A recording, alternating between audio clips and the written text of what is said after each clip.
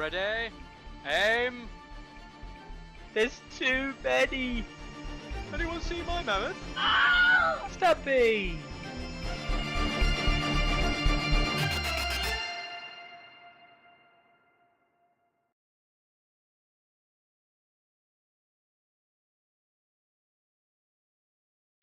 We're back! We're back. And when I say we're back, I do mean we're back. Look, it's Carlo. Carlo's here. Hello. It's the small wins, right? It's the small wins. How you doing, Carlo? Good. Good. Yeah? And I'm a bit loud, wow. The thing is, there we go. so no one cares about this from a technical standpoint, but one of the things that that has happened is that Carlo's Discord's been a bit shitty, so we're trying a different method today, and it may or may not be better, so tell us if it is better than normal episodes, and if it is, we'll probably do something like this in the future a little bit more often. Anyway, so how have you been, Carlo? I've been good. Yeah. Before anybody gets too excited, I'm not like back. I'm here to sell my new book, as opposed to just being back. How have I been? Yeah, I've been concentrating on some other things, and kind of feeling glad for it, shall we say? Yeah, I've here and around and been really, really busy. That's the win, isn't it? Being busy ultimately is a positive thing as well, and having time, time to be busy with other projects and stuff is actually important as well. But yeah, no, fantastic. So I think the question that everyone wants to know, Carlo, is how much painting have you done since the last time you were on a live show? That is actually quite a big question.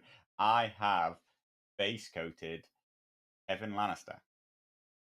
I wonder why Kevin. That is literally it. And I did it on Friday. By next Friday, I hopefully will have painted Kevin. Hopefully, will have also painted Roose, which are the only two things which were not. Oh wait, no, and a they even called. Use them so infrequently. Thrown him into my list, even though I've like never actually. Is it Lannister? Damn it! Yeah, the Lannister guy who goes in the other unit. Why can I not? Oh, one of the not one of the Kingsguard. You've got them. Warison? No. No. Guy with the money bag model. Oh, Turncoat. Turncoat. There we go. Oh. I also need to paint a Turncoat. Those are the 3 models unpainted from my Lannister list. So. I love how your image. Intent for the week. I love how your thing for money bag is money bags. Like this, like counting the coins, like 100%. Absolutely. Yeah, no, that's awesome. That's awesome. It's I enjoy seeing your painting. I actually was I'm saying to you the other week. Actually, I was massively happy to see some of your Lancers back out, which I haven't seen in a long time on the table.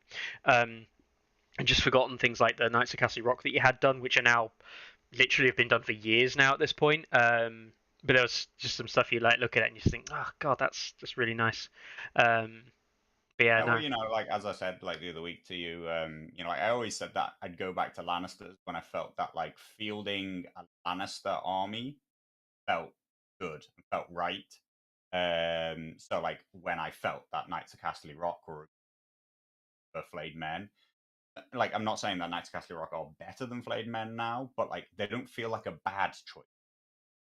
And Halberdiers were like literally the very first unit that sold the game to me. Like literally, like the game, I was like, that Halberdier model is absolutely point.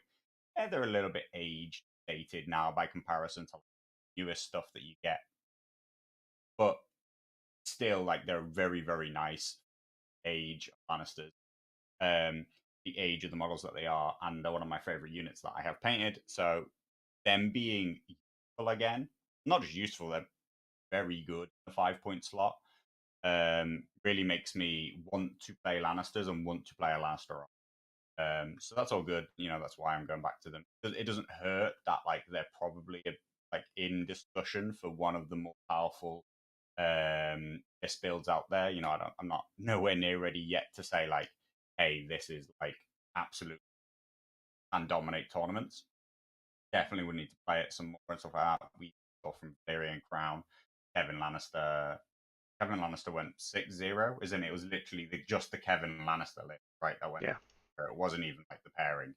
Mm-hmm. Yeah, Kev Bo's going like 6-0, very, very strong. So, Kevin was always a character that like I was playing like 6 months ago, whatever, but I disliked that the 5-point slots in it or 4-point slots in it were poor fellows. It didn't sit with me right. Not that I don't have like A fully billion of them. painted army with poor fellows. I loved playing 4 units, 5 units of poor fellows when they went with High Sparrow, but I don't want them to be in all of my Lannister armies. In a faith-based Lannister army. I'm not some buff player. I'm not going to build buff lists just for the sake of it, but I like it and I'm attracted to a faction when what I think the faction should look like also marries up with what is powerful list. And right now, I think Lannister are in a better spot than they were. That's attracting me back playing them, back painting a few bits. That's good. I also think it's like rude Lannister. Yeah. Because that's a flavor win too. It is. Doesn't have to be a flavor win for me to play it, but it makes me play it more. It's as much as the powerful one, the powerful mag list that we're kind of seeing a little bit now. That is another flavor win, but also being a positive thing for the game because people want to see like a giant style list with lots of animals. Like they want to see the menagerie on the board. And when basically it used to be a case of you probably shouldn't run it, mate. It's probably not very good. And it was like, oh well. But now it's like people are going, well, I can put the menagerie on the board, and actually, like, I'm not potentially I'm at an advantage, but like more importantly, I'm not at a disadvantage for playing something that's thematically nice, um, which is a positive. It's always a positive if you can do something that's thematically nice while it also being not a detriment. Like, that is a good thing. Yeah, like I think the worst thing that they can do is have the best thing, the best list within a faction, the best unit faction, be totally at odds with what people imagine the faction should be like when they just like see them in the do whatever. They have this theme of what they be, and you see a competitive player take the list, stream. It contains like none of the elements that you think that faction should have. Then I think that's a big mistake, big miss. Which is, admittedly, it's where Greyjoys are a little bit at the moment. I think with the lack of Reavers, basically. I think that comes down to what's going to make units. You don't just need to make like the flavor win units more powerful.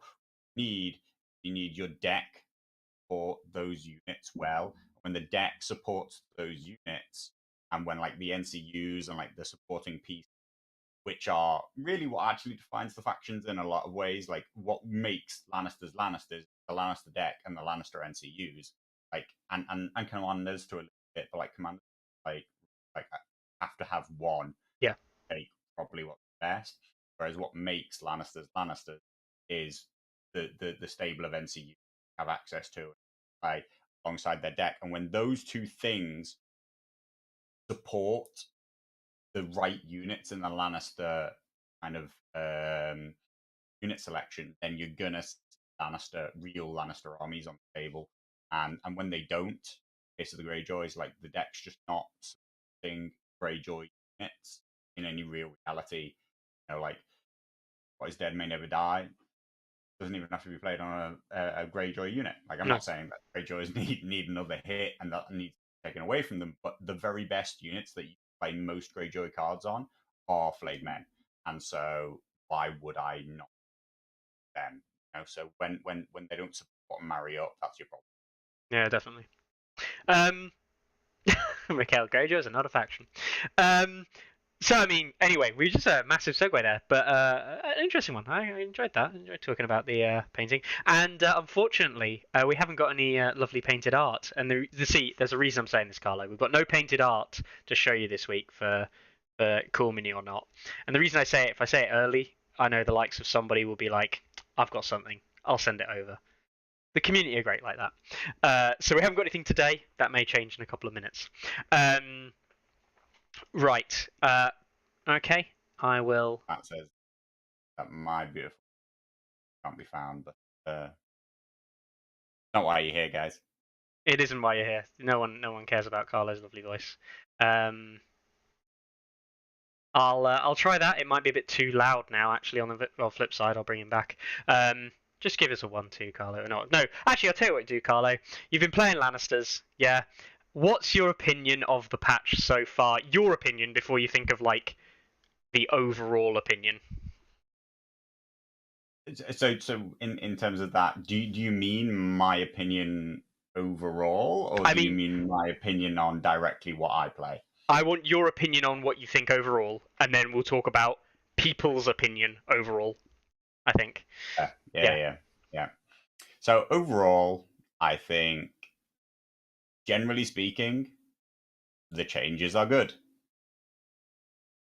You know, like particularly like the rule book rules, shall we say, or like the common rules, or whatever we're calling them, the common abilities, right? Like change to Warcry, great. I think that it was too ubiquitous.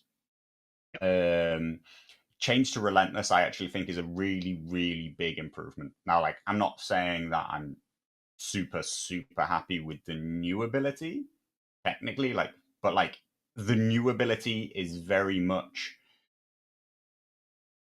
like not an issue rules wise, game wise, outside of like some powerful combinations that kind of exist. Whereas the old one was such a sticking point in terms of activations, in terms of like the way you discuss the game, the way factions function differently to each other, right up to like weird janky stuff.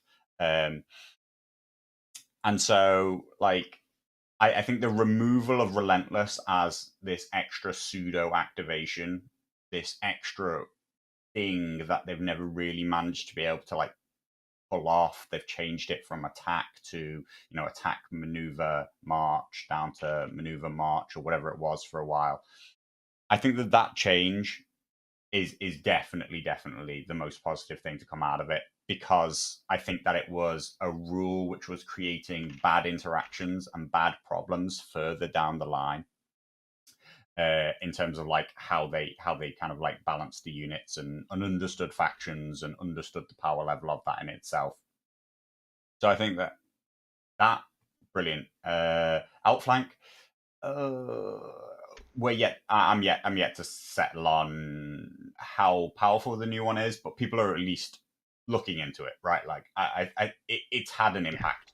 I don't know whether I'm super on board with the impact it's had, but it's seeing use, and it previously didn't see use at all. So I think that it's more just a very specific implementation of it on the Night Watch right, Ranger Ranger Vanguard.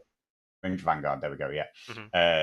the specific double buff to Ranger Vanguard, which is like outflank, went from being a worthless ability to a pretty decent, like selected 1 point ability now. And then they were just like, hey, by the way, you can also have 4+ armor at the same time. Seemed kind of like wild when the reason why the unit wasn't seeing play was that it was paying a point for outflank, and it was worthless, like literally worthless, garbage ability. Like, do you know what I mean? Like, you just didn't use it. Like, and so why buy them when you could have Hedge Knights? But like now they have a value above Hedge Knights, which is their outflank ability. But at the same time, they were like, oh, and by the way, your stats can be as good and better than Hedge Knights as well. So yeah, that was that one's the one that we're yet to see, really. Yeah. But that's a very specific case. Yeah. The 3 rules: Warcry, Relentless, Thingy. Brilliant changes. Absolutely brilliant. Then there was other positives. Looking at Mance, really positive. Removal of rally point from the game, I also think is a positive thing. I think it was a thing that they couldn't balance around.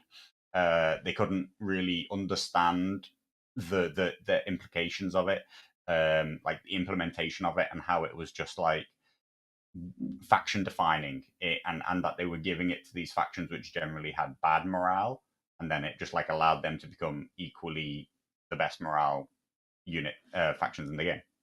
So why would you not lean on that continuously in a very morale based damage kind of system that we have at the moment? So yeah, removal of it, brilliant. Mance also gets looked at. He gets bolsterous charisma. Did he need it? He's that's probably to outweigh the fact that he's also got the king is dead. I still think that his 3 cards are incredibly powerful, and now he's in a weird spot that he's gone from being like quite not like a frontline commander, but like basically you wanted his bubble to be like affecting as much as possible, whereas now he's turned into a commander who basically really just wants to hide, but he can provide all his power to the battlefield with his 3 cards, right? Like he's still very, very impactful. You now just want to not get him killed. That's all you want. That's all you need, is to not have him be killed. But he's not like also giving out buffs to everything around, making it really, really impossible. So like it's an improvement there, and I think that it's good that they've looked at the most dominant commander in the game and had a go at him. Still think that he's very, very powerful. Yeah. Then is that the end of the positives? I'm trying to what else exists. Oh no, so like halberdiers, like on Lannisters, halberdiers. I don't think anybody's thinking 5 points is crazy for them. Not yet. I'm fielding them with relative consistency in my lists. I think that the 1 point advantage that they have, or like 1 point buff over poor fellows, they're attractive for that difference. And I think that they're only just attractive. Like, I do think that that's how much better you have to be at 5 points than a unit is at 4 points before I want to take it. Like, so we're talking like an armor improvement, you got an ability, you got native sundering, you got massively, massively better just like standard attack profile. And it's an all-round unit that can like do a lot. So I quite like it. And it's just about what a 5 point unit needs to be able to do. I mean, if it doubles with the fact that poor fellow Warcry also got nerfed again. That's after like it already got nerfed in terms of like poor fellow morale got worse last time around, or whenever it did. So like that's fallen a long way in terms of like how powerful Lannister's 5 point base unit is. So that the halberdiers are in here and like pretty self-sufficient unit. That's great. I think that they're in discussion with the guardsmen as being like they maybe serve different roles. Like not like the halberdiers are like wildly offensive. They're very middling. They possibly have found a middling place between guardsmen and cutthroats as like the 2 extremes of like 5 points defensive, 5 point aggressive. Lannister halberdiers are kind of like 5 point bit of both. I'm fine with them not being over aggressive at 5 because Lannisters aren't an over aggressive faction with the base troops, right? That's just you want that. It's the Mountain's Men cost. Otherwise, you could compare these, and I think these do compare quite favorably with something like Starksworn Swords, in that they're very, very similar stat line now, very similar kind of profile. There's very little separating them from Starksworn Swords per se. Does Starksworn Sword have got the aggressive I want to charge kind of mechanics in the rerolls to try and get your crit blows and things like that, and that decreasing damage or the decreasing likelihood of generating hits, I should say, as you take wounds. Whereas the halberdiers are like, actually, we want to stay healthy, but we've got a bit of sustain, we've got the set for charge, but we're also not an aggressive piece. We can't, like, we're not gaining a huge amount from those charges. It's better than not charging. Yeah. I think their duality of you don't want to let me charge because of my 4+ to hit. I get much, much better offense if I charge. But if you charge me, I'm just going to get to attack twice. So like I still get good stuff out of it. But and they do fine. They do fine against most of the 5-point units. There are specialized 6-pointers, like say maybe Bolton Blackguard. Like you probably don't want to fight them because like multiple attacks that aren't brilliant are just going to get you killed with Visage. But then it's like, well, okay, you're asking me to fight a 6-point defensive unit. Like, why would I? I'm more maneuverable. I'm more all these things. So I think they're great at 5 points. It's interesting that they went from 6 points to 5 points, and like nobody's losing their shit. Nobody's like, oh my god, let's put 5 units of halberdiers on the board. They're amazing now. They're just like, cool, okay, yeah, I could field them, and yet like a 1 point change is huge. Like, it is huge. It just goes to So show. we'll see their play rate go way up, and their win rate might be okay, and that's gonna help Lannisters a little bit. But actually, like really, the changes to Lannisters are pros and cons, because they were one of the heavy fielders of Flayed Men, and they've got like a little tone down. Like they were one of the decks which supported Flayed Men very, very well. Lent very heavily, like Lannisters, because of their deck, they have to be looking to do panic damage somewhere. But interestingly, like I feel like lots of your units want to be not panic based, because otherwise then you end up just wildly all in on panic, and we know that wildly all in on panic doesn't really work. Clegane Brigands, absolutely fine and brilliant at 6. I know there's still a lot of arguments about whether or not they get their bonus damage, whether or not it's determined at the start of the attack, end of the attack, whatever, like when the morale's taken. But they're fine at 6. Like they're in the category with everything else, and that's brilliant. So like the units that got looked at for Lannisters, great changes. Even though, like again, like I say, it's crazy that it takes a 1 point change for them, because mostly I'm like, hey, don't change the point costs of units. That's dangerous. That's a dangerous business. So yeah, maybe even Gregor Commander. Yeah, great. I know that Daniel. I can't even say it myself. I know Larks thinks that it might have play. And I do very much trust Larks' opinion, but it's one of the people want aggressive commanders inside of control-based factions to be viable, but like even though the list, which used to be like like Gregor in Halberdiers used to be a great choice, you're getting, because if you charge me, I get 2 auto wounds, and now my free attack is nothing to be kind of like sniffed at. Like you have to really worry if you're going to charge me. I get a free attack that's 2 auto free wounds, and however many dice that I roll, because like I'm just not going to get that many hits with my thingy, and then I'm going to attack you again, and there's another 2 auto wounds. Like so, and these brigands, which should have been one of the things that really helped that sting, because his cards have that charge option on again, and that whole list, you could say it's lost 3-4 points off its total cost in terms of maybe it had 2 units of halberdiers and 2 units of brigands in. Like that's what people are like looking at maybe now as viable, and yet it's still only okay. And that thing used to be like a 44-point list, and like now at 40, I still don't think it's very good. Like it's not dominant. Let's put it that way. Yeah, it could provide you a decent second option. So yeah, from a Lannister perspective, I think they're good. The attachment, whatever it is, Clegane. Fuel by Slaughter, the guy that Fuel by Slaughter. I'm not sure if I undervalue Fuel by Slaughter. I know other people absolutely love it. I'm kind of meh on it. Like it's decent. I think he's fine at 1 point. He was terrible at 2. You could take him at 1. Again, he's in there as like, sure, whatever.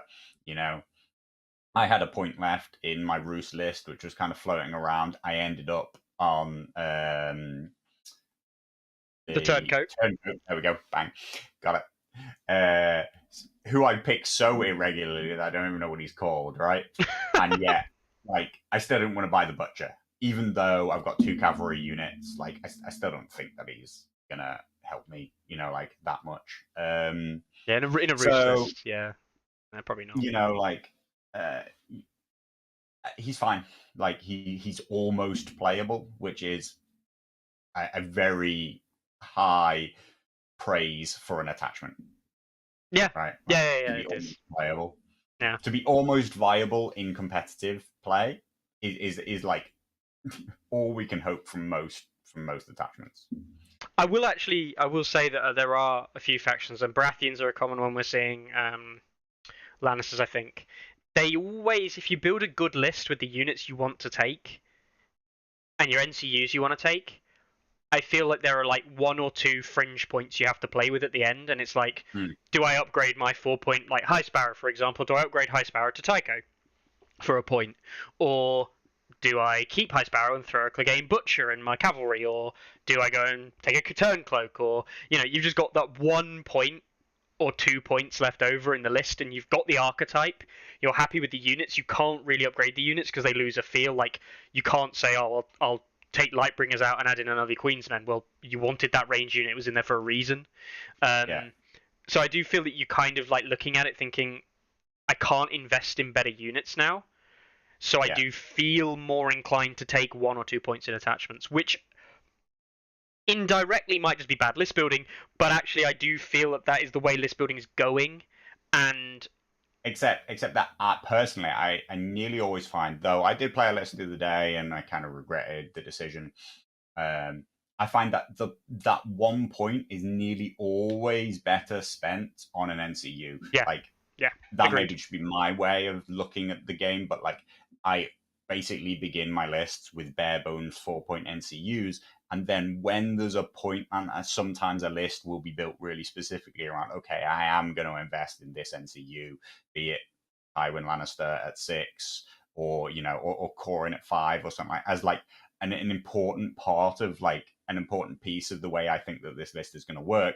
Or Offal at 5, for example, again, like Mel at 5, all these things, like they can define the list much more. But generally speaking, we're talking about a 4-point, 4-point, 4-point, or 4-point, 4-point, 5-point.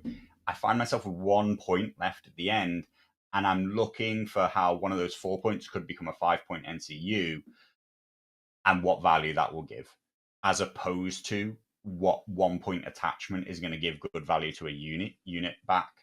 Because I think that I can get more value out of an NCU upgrade mostly. Now, the other day I did swap Littlefinger into Varys and regretted the choice. Okay. But I was a bit matchup specific. It was a bit weird. I played into Pyat Pre, realized that Varys doesn't let you do anything onto the Pyat Pre zone. It was a Pyat Pre Walder list, which actually surprisingly did better than I thought it would. He also doesn't really do anything against Walder. Walder's constantly taking like a zone which I'm letting them take at the end of the round, and then I'm like not really getting a good effect off that. Yeah, it was interesting. I just hadn't used Varys in a while. I feel like he could have been good, but I in that case, that specific case of like Pyat Pre and Walder, and like I was playing Lannisters. I didn't really want to take crowns. I was playing into dragons as well, so crowns was like near useless for me. I really wish I just had Littlefinger and that I could crown. I actually would rather have had Littlefinger at 5 points than Varys at 5 points, right? So like that was one of the times where I was like, I should have just bought a 1 point NCU. But mostly I feel like that point is great in the NCU slot more than improving one of your units. Data Link says, don't forget about Castle Rock. Yeah, I genuinely had. I genuinely, they were not actually on my mind at all. They got massive buffs and they're still trash. You say massive buffs. I can't even remember what the buffs are. +1 movement. +1 movement. And -1 point. -1 point, yeah. Anything else? No, just those. Okay, they're huge buffs. Like the -1 point is huge, and you're throwing in a +1 movement as well, and they're still dog shit. Do you know what's actually funny? If anything, they did actually receive a minor nerf, which is obviously now Warcry is just less common to include in lists, meaning that the Lannister oppression ability that they have is now slightly less common. Less tokens to go around, less things to do. Yeah. And ironically, like this is near worthless. Yeah, like, exactly. Most of those things are side grades, not upgrades to what you could have done with the token anyway. Yeah. So, I mean, Castle Rock still need work, in my opinion. 7-point infantry, just like it's not worth it. Like generally speaking, Even Queen's Men now are not looking particularly great at 7 without the recursion of the heal. It's just not enough. They don't have sustain in the way that they need to anymore. Yeah. And they're just losing in the grind, as we see, or just losing in the burst. So, Joffrey lost his 2-point yeah, 2-point fast and gained crowns. That's a nice change. His cards are still bad. Unfortunately, his cards just don't really support Lannister units. Like, I mean, the I forget which one it is. The one that gives Sundering and plus 2 dice. on the attack. You really want that to be able to turn like Natsa Castle Rock into one of the most explosive things in the game. And you're just like, oh, but wait, I already have Sundering. So that's just kind of like wasted. Again, it's unfortunate that it's like, okay, so where's that best? That's best on Flayed Men. And that's not what you want the solution to that to be. They are a good 6-point unit. You know, like they've never been the same since they lost their maneuver ability as their 4th flag. But still, you know, like Joffrey's now, they're now not doubly bad in that he has bad cards and he's a bad attachment. He now has bad cards and he's A completely attachment. completely fine. Bringing, I would say, 1-point reduction to Kingsguard. Yeah, I wouldn't buy them at 8. In terms of like, I would buy that unit at 7. And with another commander, maybe, yeah. Yeah, if I didn't have to buy Joffrey and it was just a choice that I had, I might buy that unit at 7. Maybe. I would never buy it at 8. So it's not a 2-point reduction in the value of that unit. It's questionable whether or not he reduces the cost of that unit by 1, because it's still only an 8-wound infantry unit. But I mean, it's got 7 attacks at hitting on 2s on its last rank, so like, you have to give it some value there. But anyway, Joffrey still pretty meh, but you know he saw some love. I think it's interesting that they got rid of whatever his ability was called, you know, like I am the king or whatever it was. His 2 victory points, got rid of Mother of Dragons' 2 points, and then at the same time decided to give it to Mance. And that, I mean, I'll come on to that kind of like side of things in a bit, but it seems inconsistent, right? Like, it seems like, hey, look, that's not a useful rule that we don't know how to balance very well. Let's get rid of it from the game. And then you don't get rid of it from the game. You get rid of it from all the things that it exists on, and then you throw it on something else. It's like, well, it was either a rule that you kind of like knew how to balance, or it was a rule that you didn't know how to balance. Well, I think it's a band-aid. I think we think this might be too strong. Slap that on it. Yeah. That will make it worse. And that's not really a balancing tool, because it didn't matter with Mother Dragons. When Mother Dragons had it, it didn't matter. Then when she lost the dragons, when everything got changed for Mother Dragons, it made her worse. She still had the rule. The change wasn't her rule that was meant Mother Dragons was bad. The change was the dragons that were bad. Joffrey had it in the old Kingsguard. Joffrey got changed. Joffrey was never amazing in Lannister. He was like 3rd commander, wasn't he, for a while, back in 1.6. Of course, his cards were good then. Yeah, right? Yeah, like, don't forget, both the Kingsguard and his cards were better back then. And he lost all of that, like losing the cav move, the swift advance, all of his basically. Cards lost the cavalry move, all those things. The Kingsguard stayed 6 points. Yeah. It's annoying because I personally thought that Joffrey was perfectly balanced, actually, interestingly enough, back when he had a 2-point downside, but he had a very aggressive unit, and he had very, very aggressive cards with downsides on them. They understood the value of the aggressiveness of the card by giving it a downside. They understood the value of the unit they'd given him with the downside that he gave up 2 VPs. And then this was, of course, after he was initially trash when you weren't allowed to heal Kingsguard, right? Like they literally were never allowed to heal wounds. They were absolutely garbage then. Picked a few off, and then the unit was like really dangerous for you.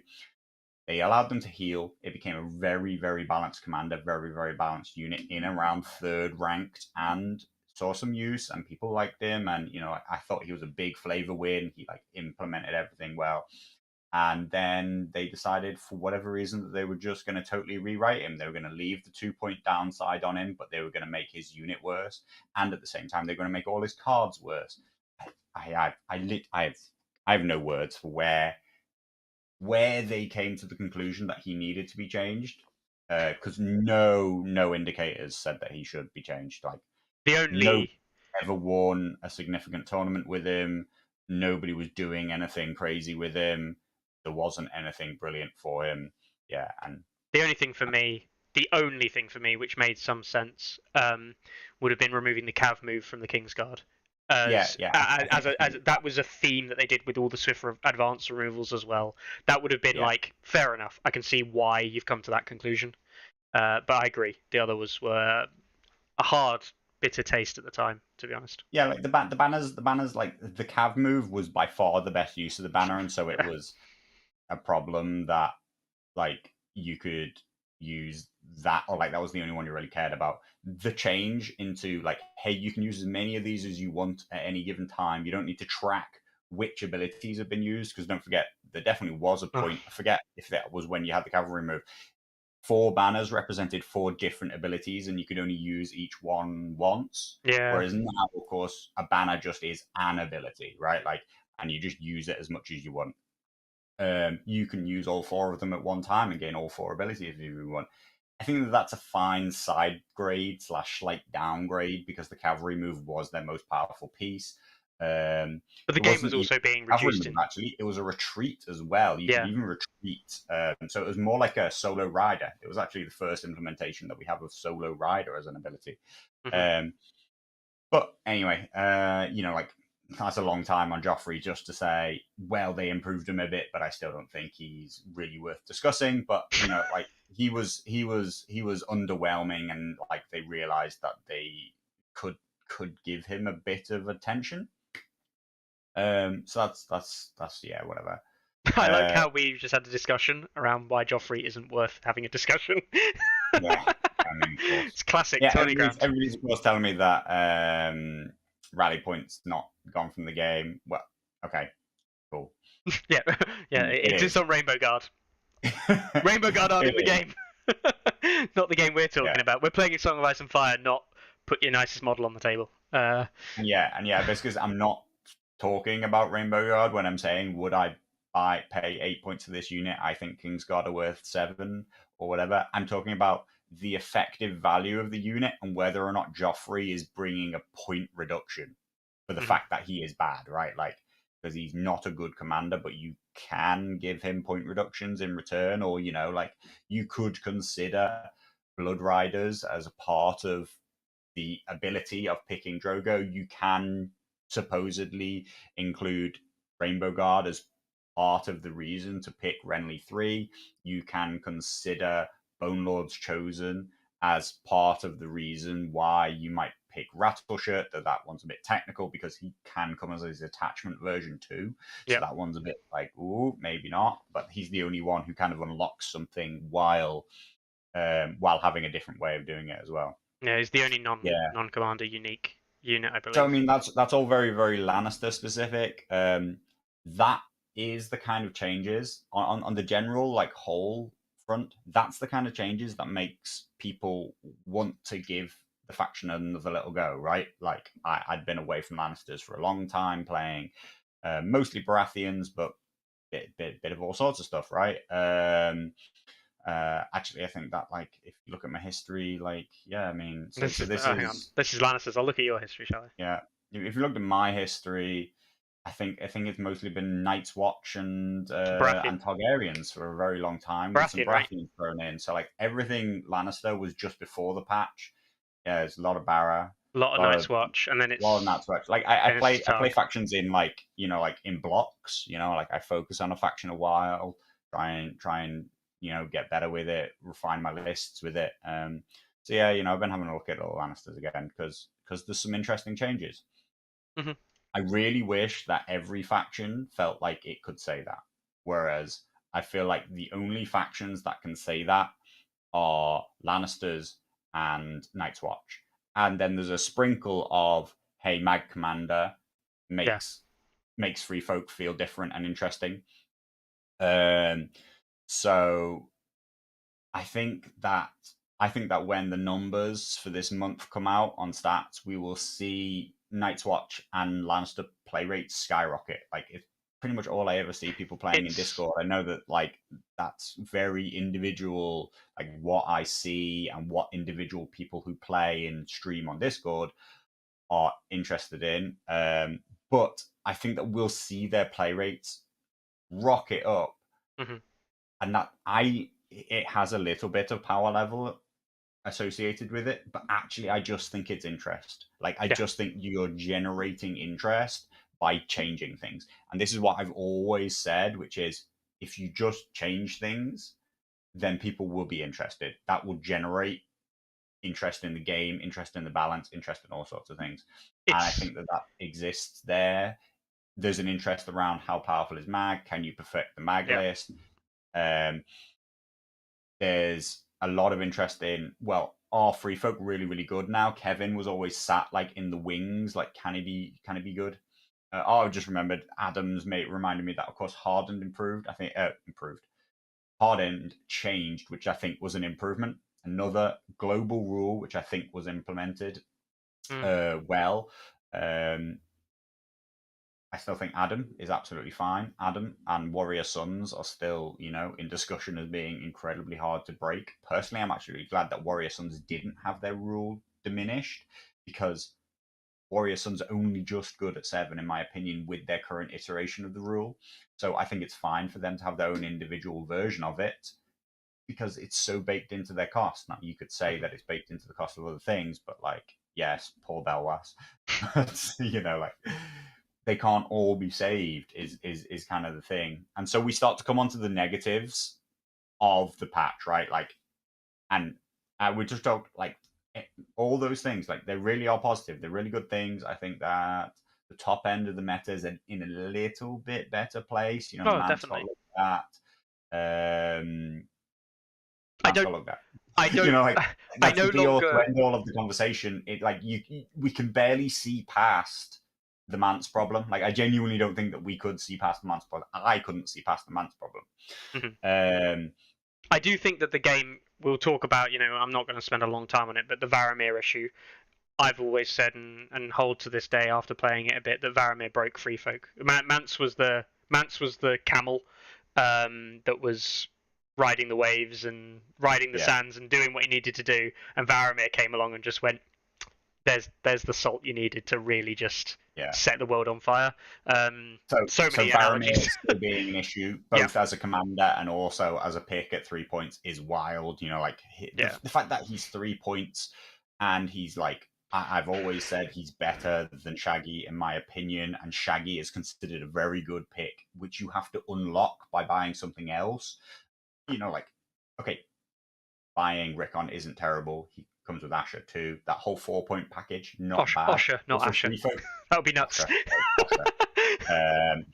That whole 4-point package isn't bad, but that free folk can choose to just buy it for 3, and I personally believe it's better. All he loses is the movement, which he gets back with his eagle in some regards, and all sorts of stuff. Crazy, absolutely crazy decision. There are some benefit. There are some changes there which are positive. You got the Frozen Shore Hunters going down to short range, which I think was wild that they came in as long range. I think that was one of the last things that I ever said on Tourney Ground, was have an absolute meltdown about the fact that they were 5 points long range and had all this stuff. Chariots to 5 points, I also think makes sense. Right. Yeah. I think they'll still see play at 5 points. I still think that they're very good at 5 points, but they're now just not, like, absolute 2-time auto include in a lot of stuff.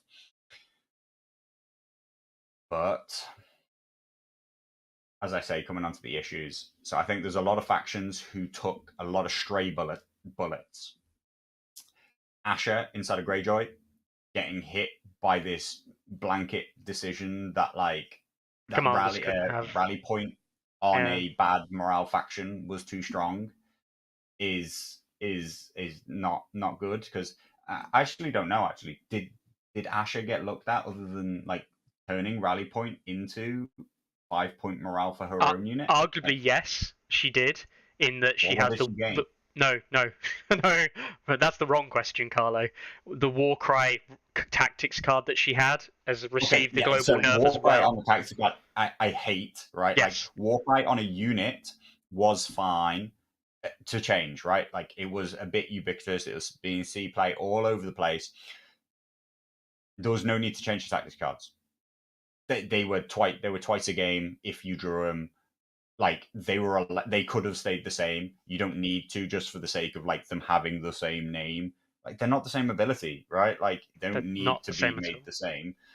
I thought that was stupid. So the only other thing that Asha saw was her card changing, and so what? Her rally point just gone, Yep.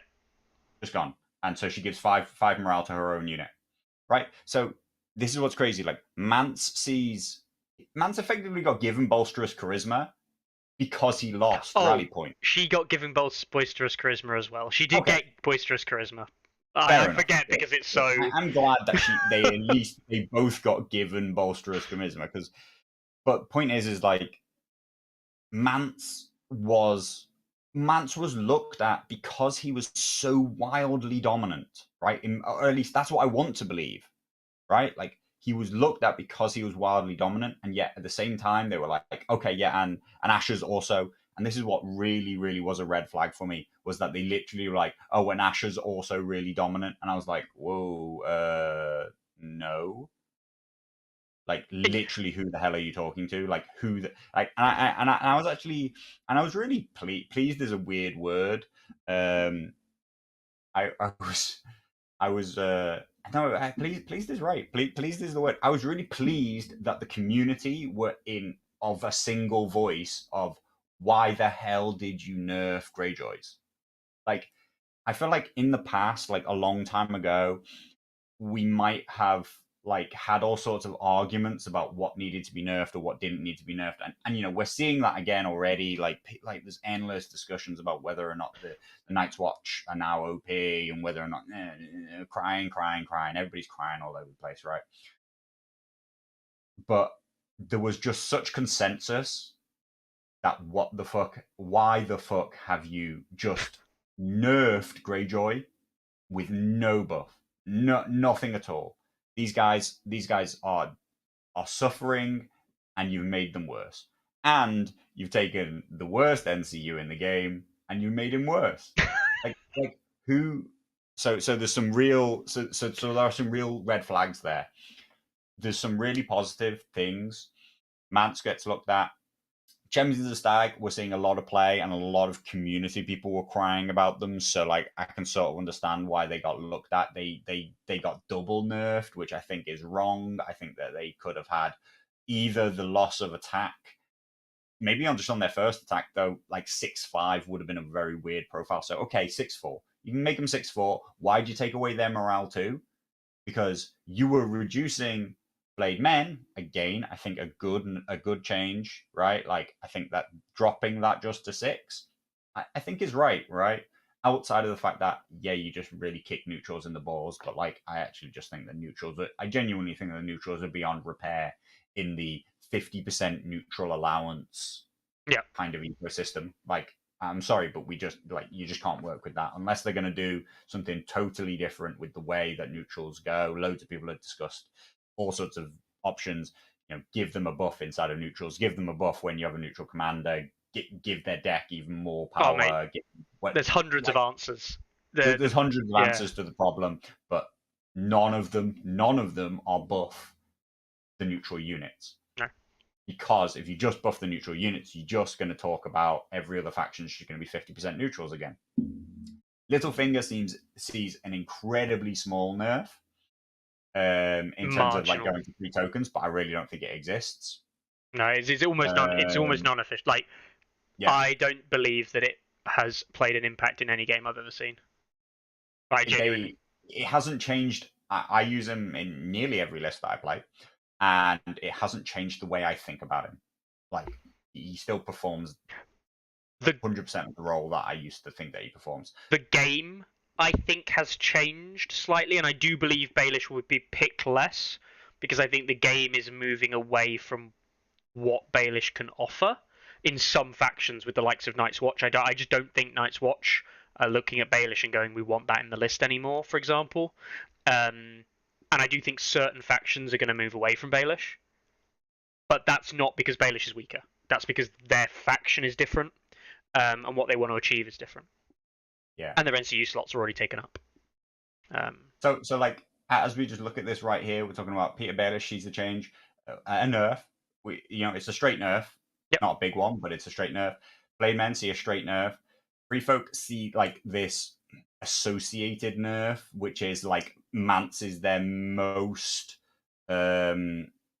he's their most dominant commander, and he's the commander who interacts with them the most, right? Like Varamir may now be the most dominant commander in the game, yet to be seen, but Varamir doesn't really interact with raiders in the same way. And Mag could also be in discussion as one of these most powerful commanders in the game.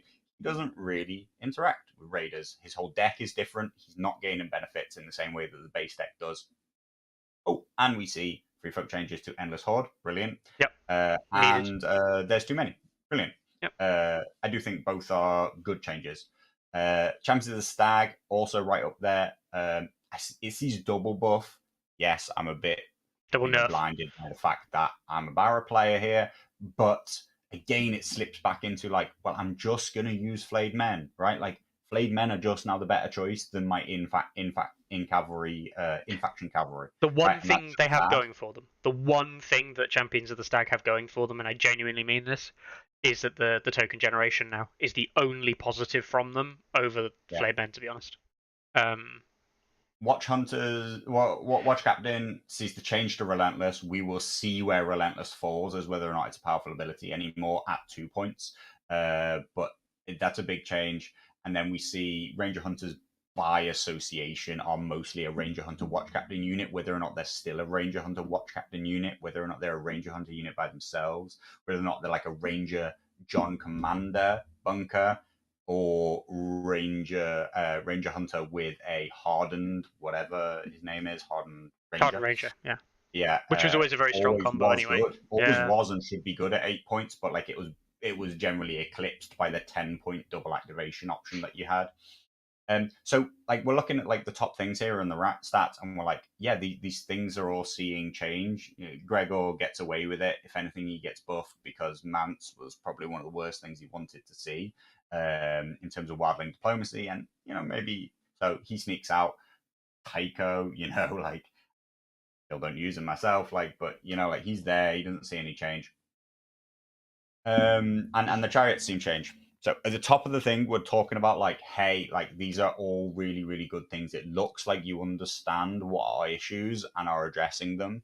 But then there is an overwhelming amount of the game that isn't looked at, which I think is a big, big, big, big issue, right? And then you've got loads of things taking stray bullets.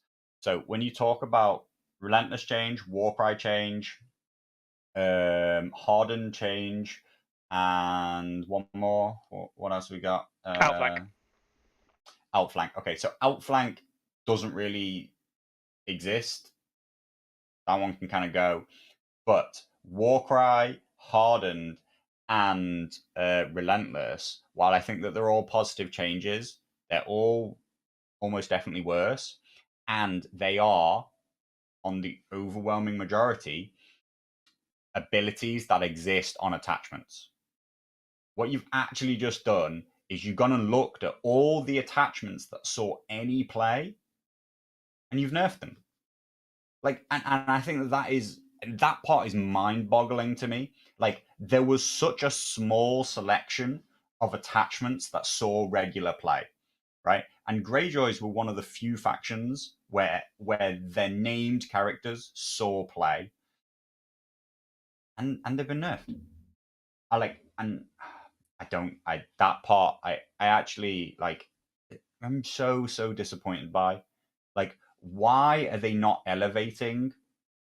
Why is there balance not to elevate other characters to also see play, rather than like looking at the few characters that do see play, where people are like, oh my god, that character's overpowered.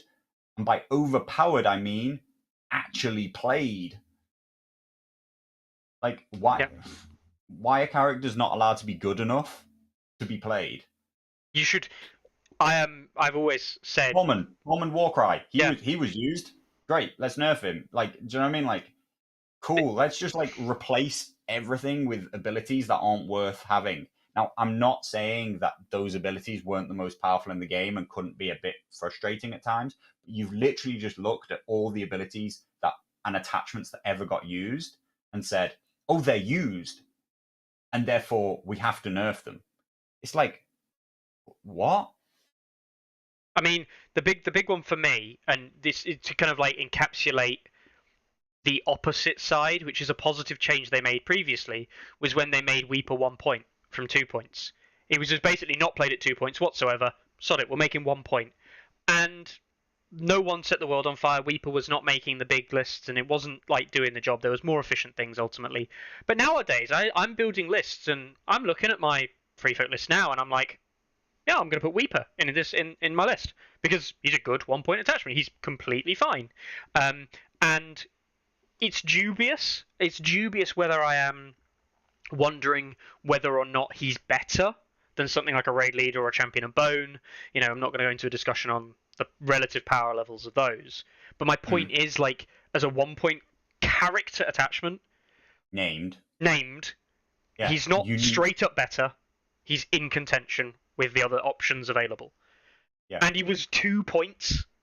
Yeah.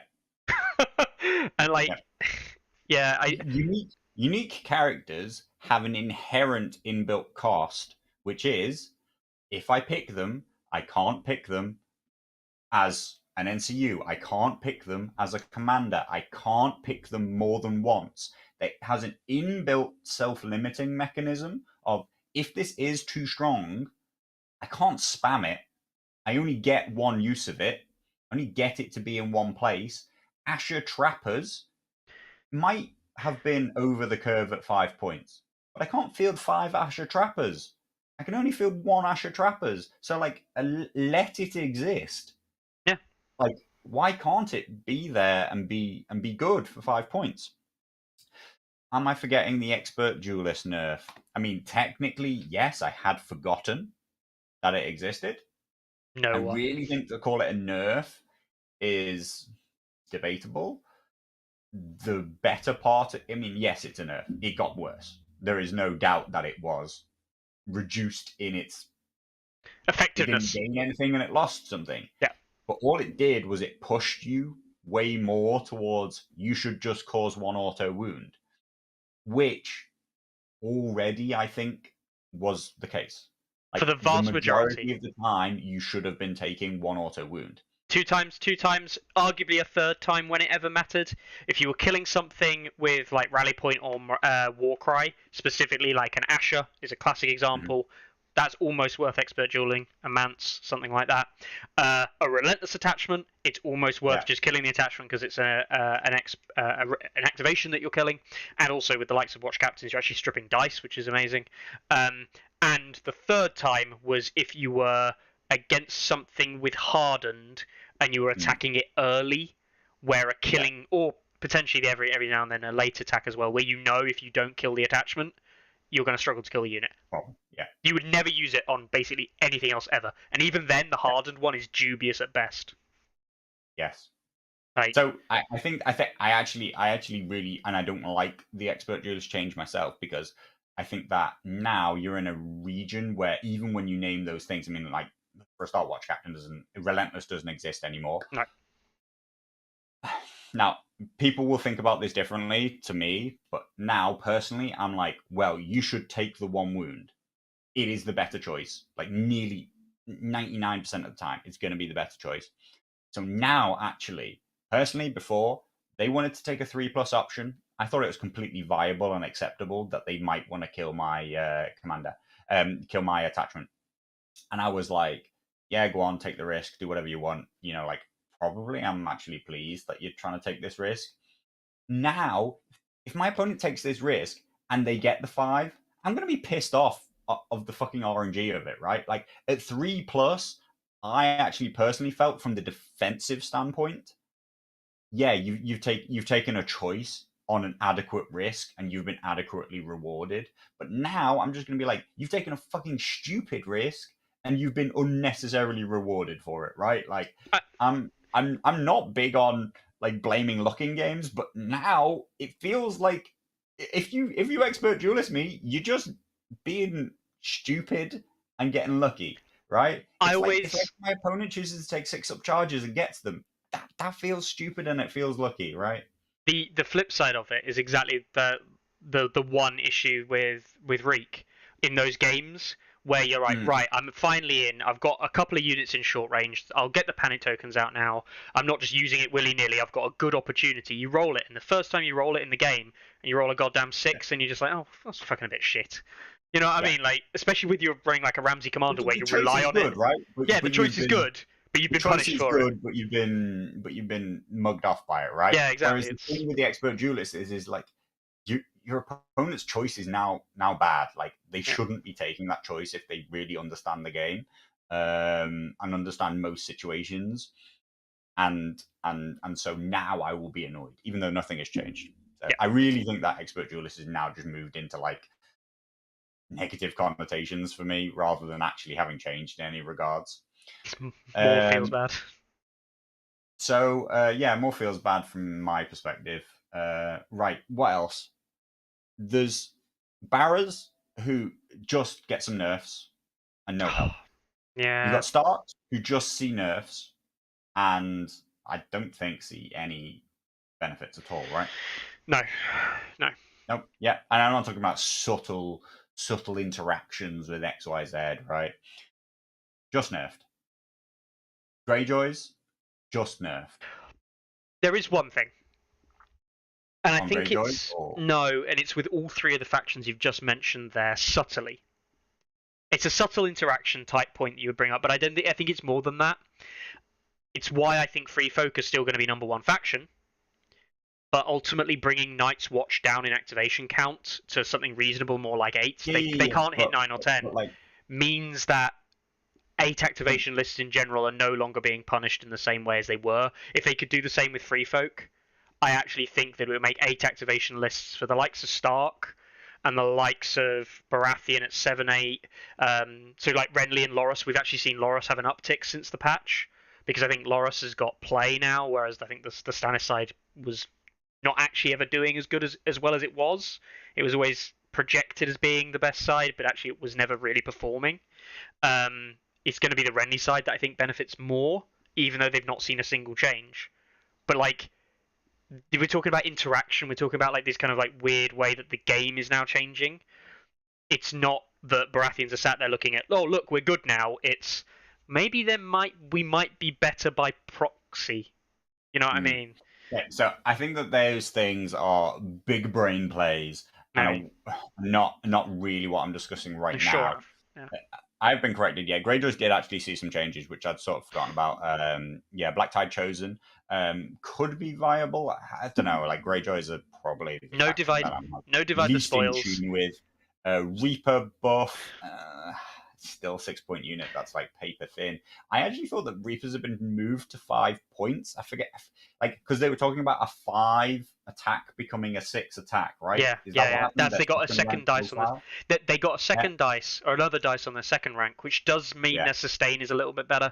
But it's a very and they also got +1 damage on them on their test. They basically have inbuilt like half of IP. They have +1 token for when they consider their healed deal. Yeah.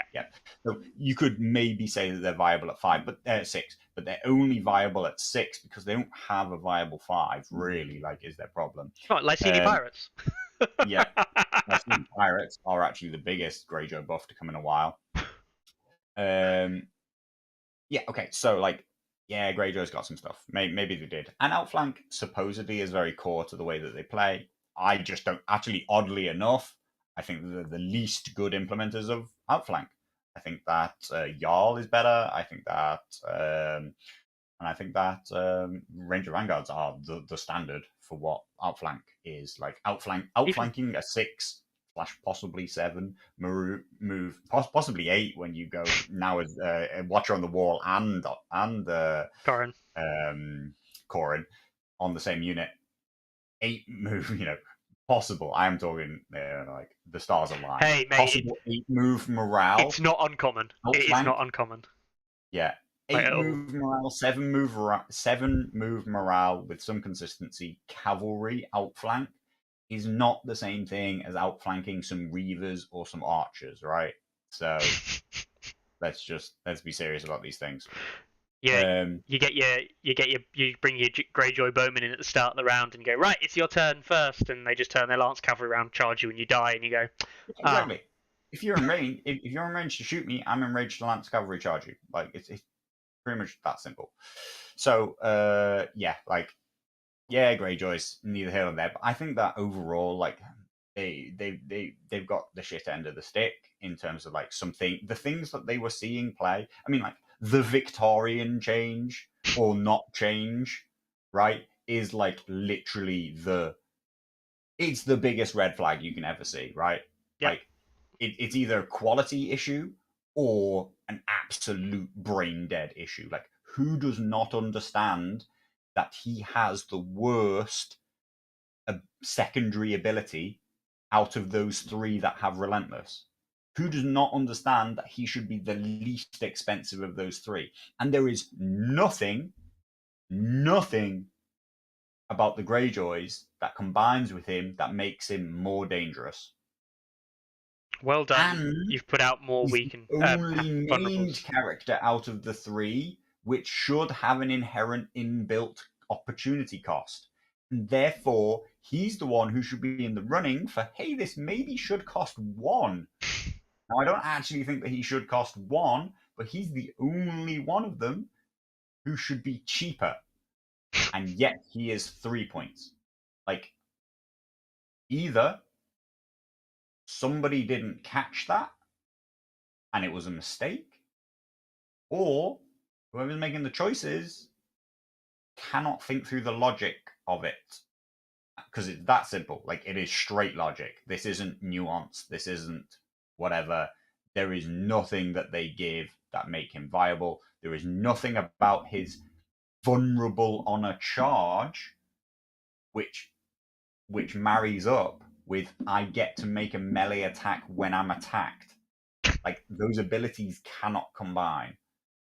So yeah, like I just sadness there. So I think that Greyjoys have a right to be like annoyed at what happened to their faction.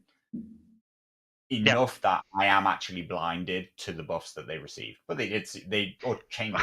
Like changes. This is the problem though. Reapers is a buff. Yeah. Bone Lords, Black Tide Chosen is a change, which is yet to be decided. But Well, they weren't see play, and they might now see play. Embolden is going to be important for a it's the same. It's the reverse issue of our Asher, and this is why I don't really get it.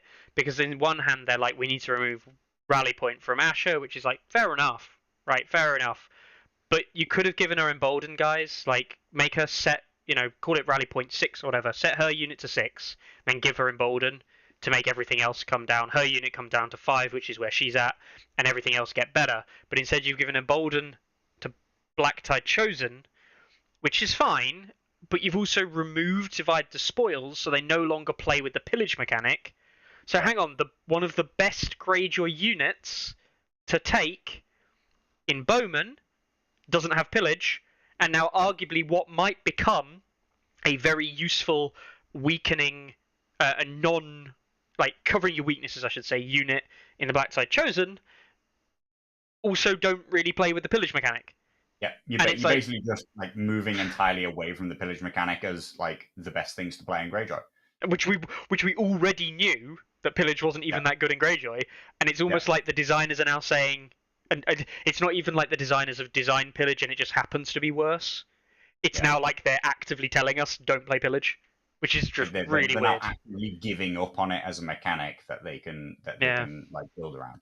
Yeah. And I mean, people, like Jammer says it was confirmed on Facebook that it wasn't a mistake, right? But there is a difference between saying something's not a mistake to save face and it having actually been a mistake, right? Like, and also there are two levels of mistake. You're talking about literally we wrote it in wrong, that's a mistake, or the decision was made, but it was a bad decision is also a mistake, right? Like Frozen Shore Hunters. I don't. I exactly. don't There believe are that they were ever released with the intention of being short range. I don't believe that. I can't believe that because there's so many processes that have to be followed through that. Like you're talking about early copies of the units. You don't just say in a patch that comes out, oh, by the way, they're short range, when all of the cards that were physically printed are still long range. Like it's not like they had a new card or anything like that. They could have addressed that straight away if it was a genuine issue.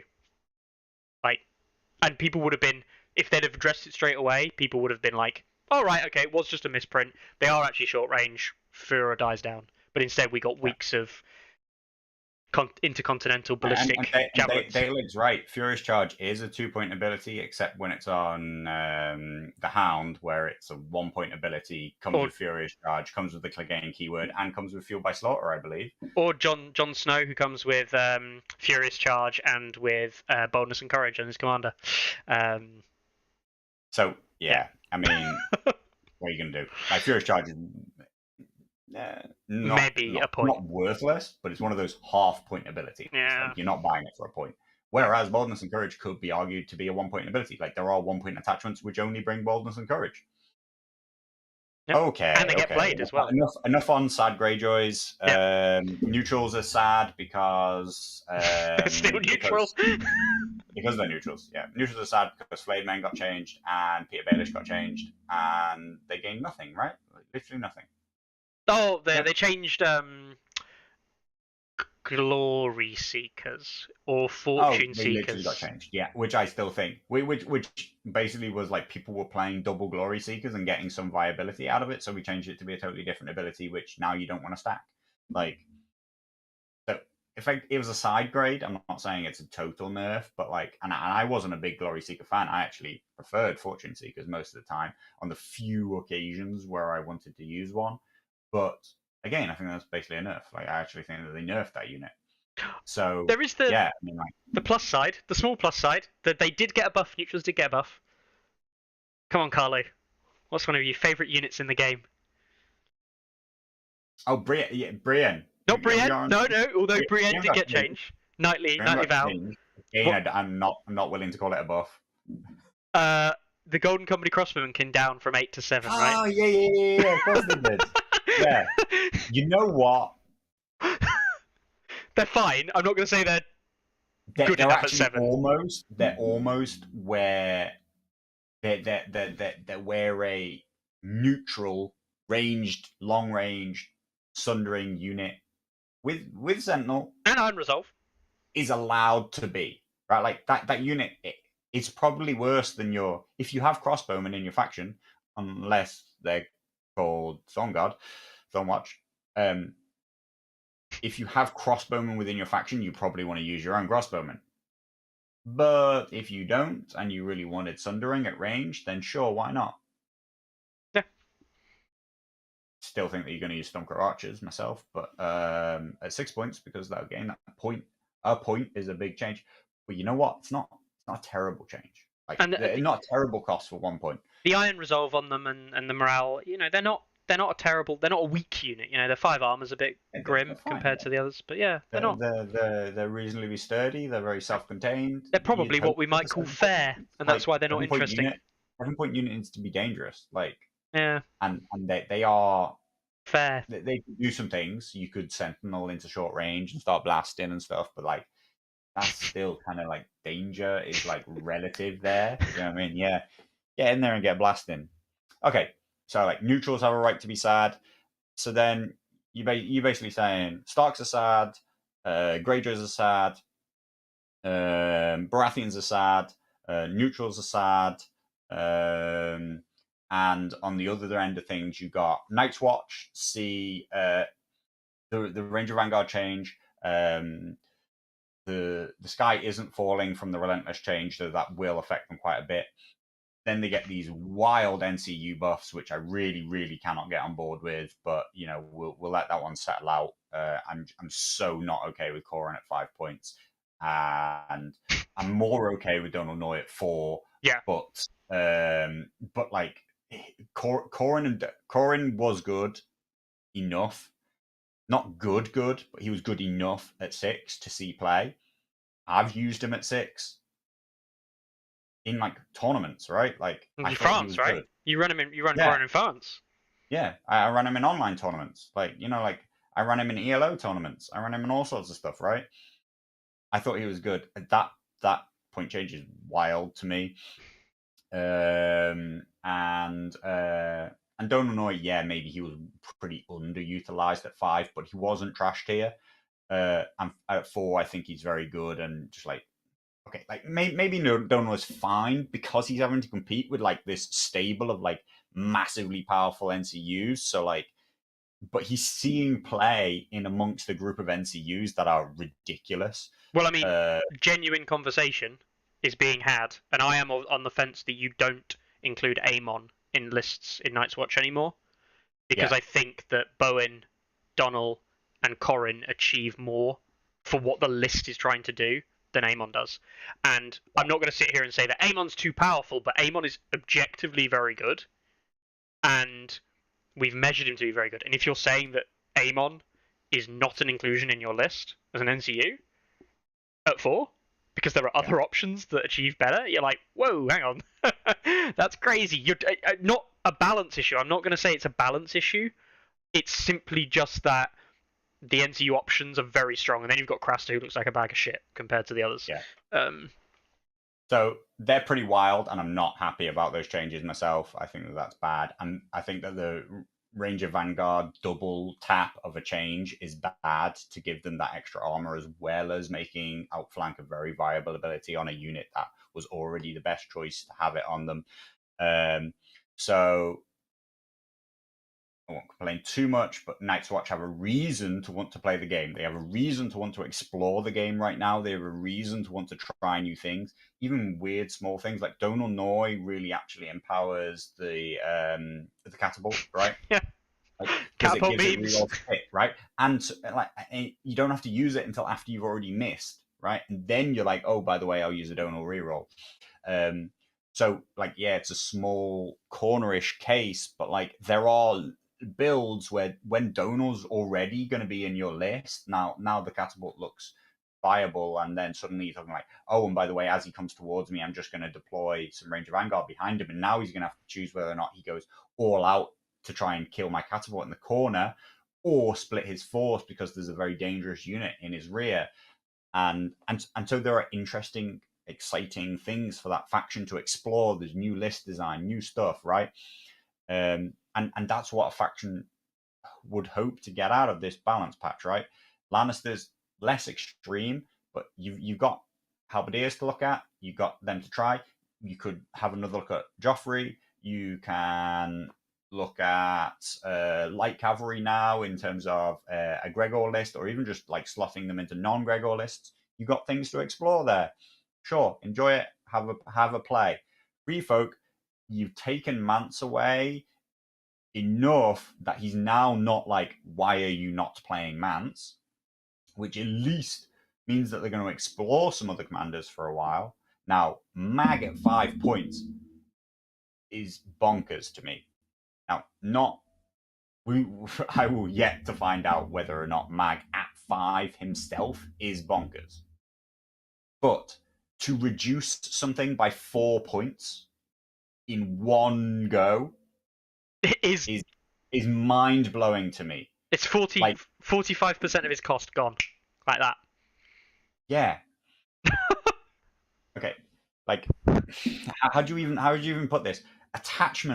Most attachments that you give people, they struggle to be worth 2 points.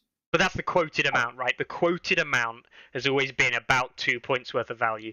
A lot of them don't. Oh. Yeah. But and sometimes get like 2.5 to 3 points, some of them. But the quoted amount is about 2. So it is interesting, right, that Mag didn't come out with some kind of point reduction on himself. Yeah.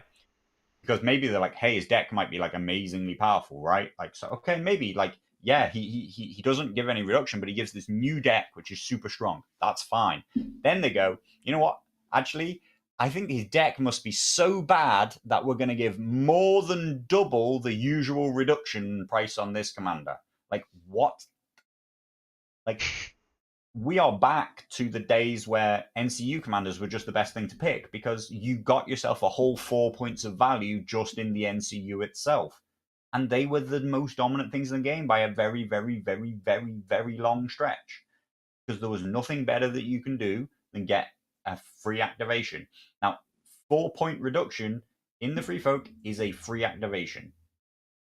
Mm-hmm. Why Varamir is also going to be incredibly strong because he gets you 3 points for free when he buys himself. Now you have to buy the two pets. Who cares? They're worth it. But they're acceptable purchases at 5 points, right? Yeah. Plus his cards say that you really want them anyway. The thing about Varamir is that that's 3 points that you were probably going to spend anyway. Right? Like, you want that's a really, really good 3 points. Whereas 95% of commanders are a 2 point attachment, which I wouldn't buy if you gave me 2 points. That's 2 points that I would put to half an NCU. So it's not even a 2 point difference versus a 4 point difference. It's like 1 point that I would have spent versus 3 points or 4 points that I was going to spend anyway. Or 3 points that I was going to spend, 4 points that I might have considered. Because people were running Mag at 9 points, right? Inside a month list or like inside of a second list. I'm not saying he was like a competitive staple, but he existed. I think that as a single step, if you have this mentality towards small incremental changes, like you've just thrown all caution to the wind there, and you've gone crazy for no reason. Yeah. And I think that is very, very, very dangerous. I do. Very dangerous.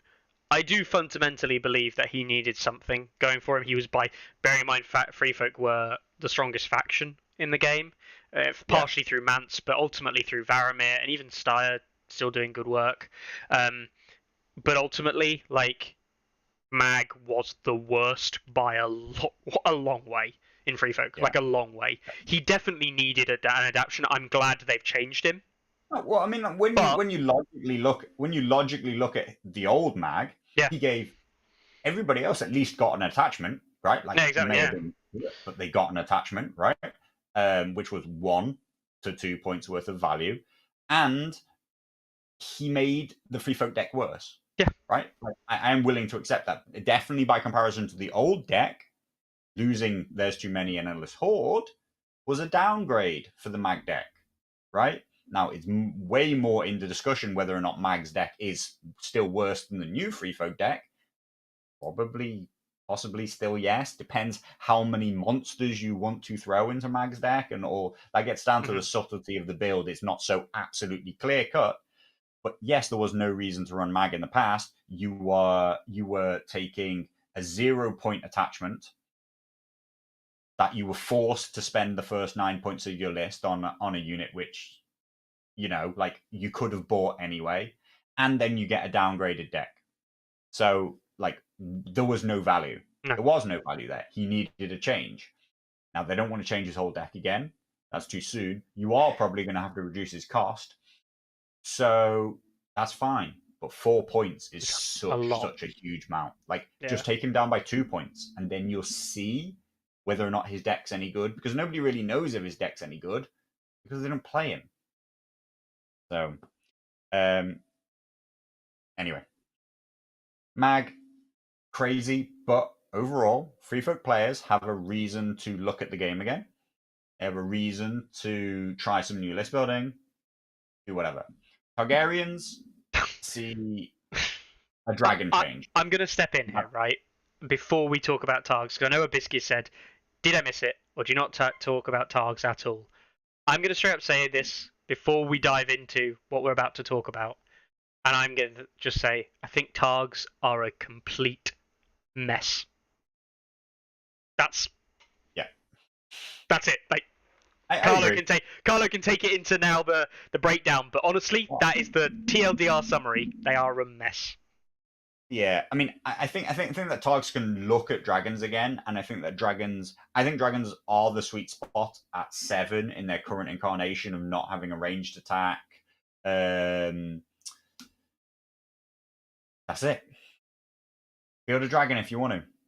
Like now, that could open up some new list building for them, which they didn't have. Because it just wasn't worth taking it at 8. Because why aren't you taking another Flayed Men or whatever? For example, Flayed Men are now not such a great option at 8.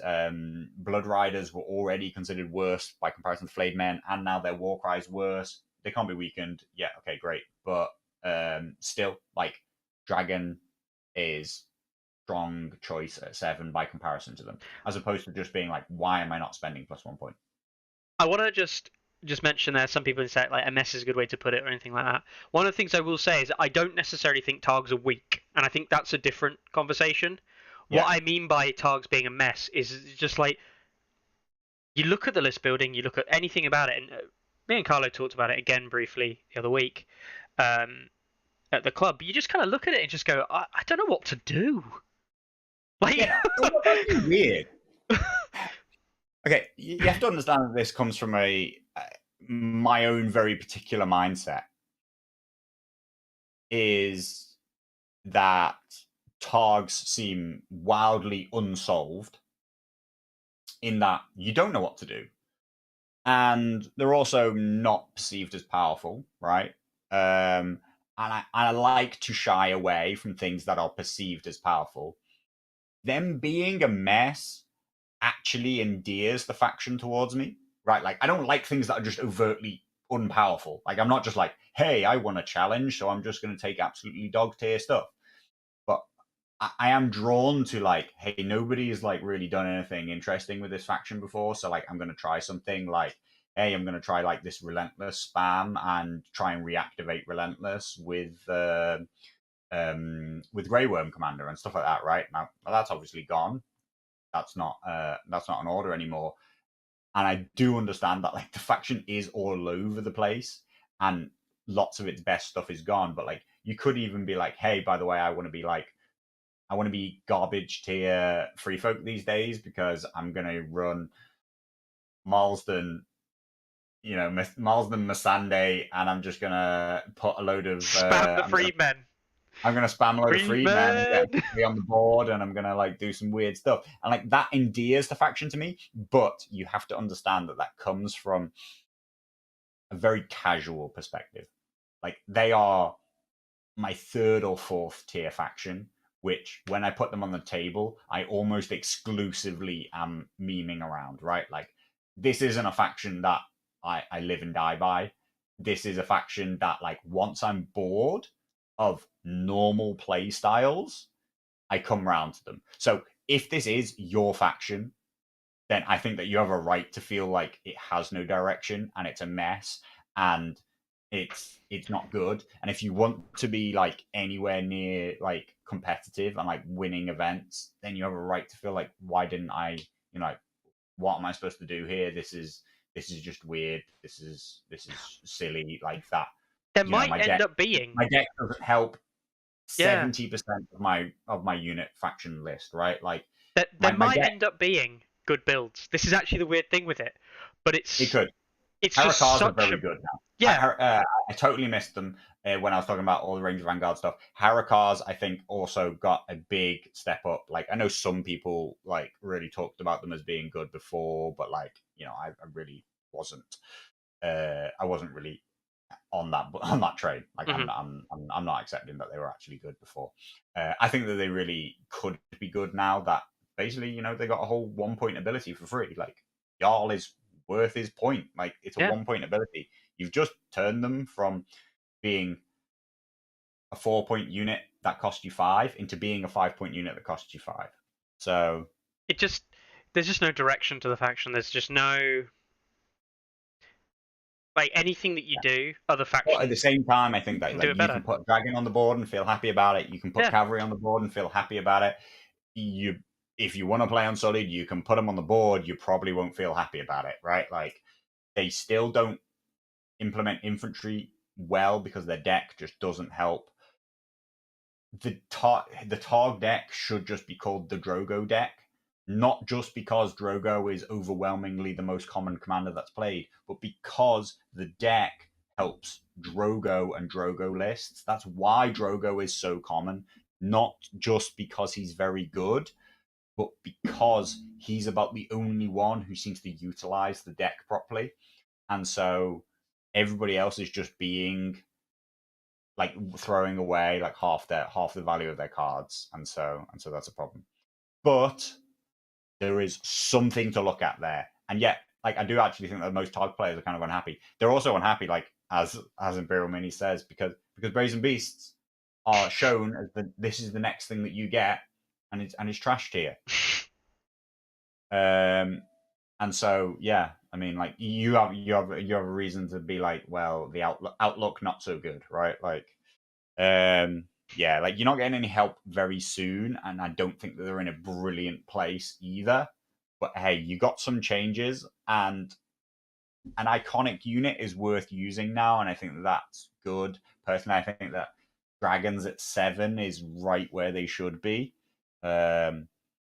In terms of power level, whether or not you think that a dragon should actually be 10 points and be worth 10 points is a totally different discussion in terms of like gameplay and law. implementing a baby dragon on the table. But at 7, I think is the best thing that you can hope for, which is they're very maneuverable, very whatever. They can tie up cavalry, and I think there is a lot of cavalry to be had now.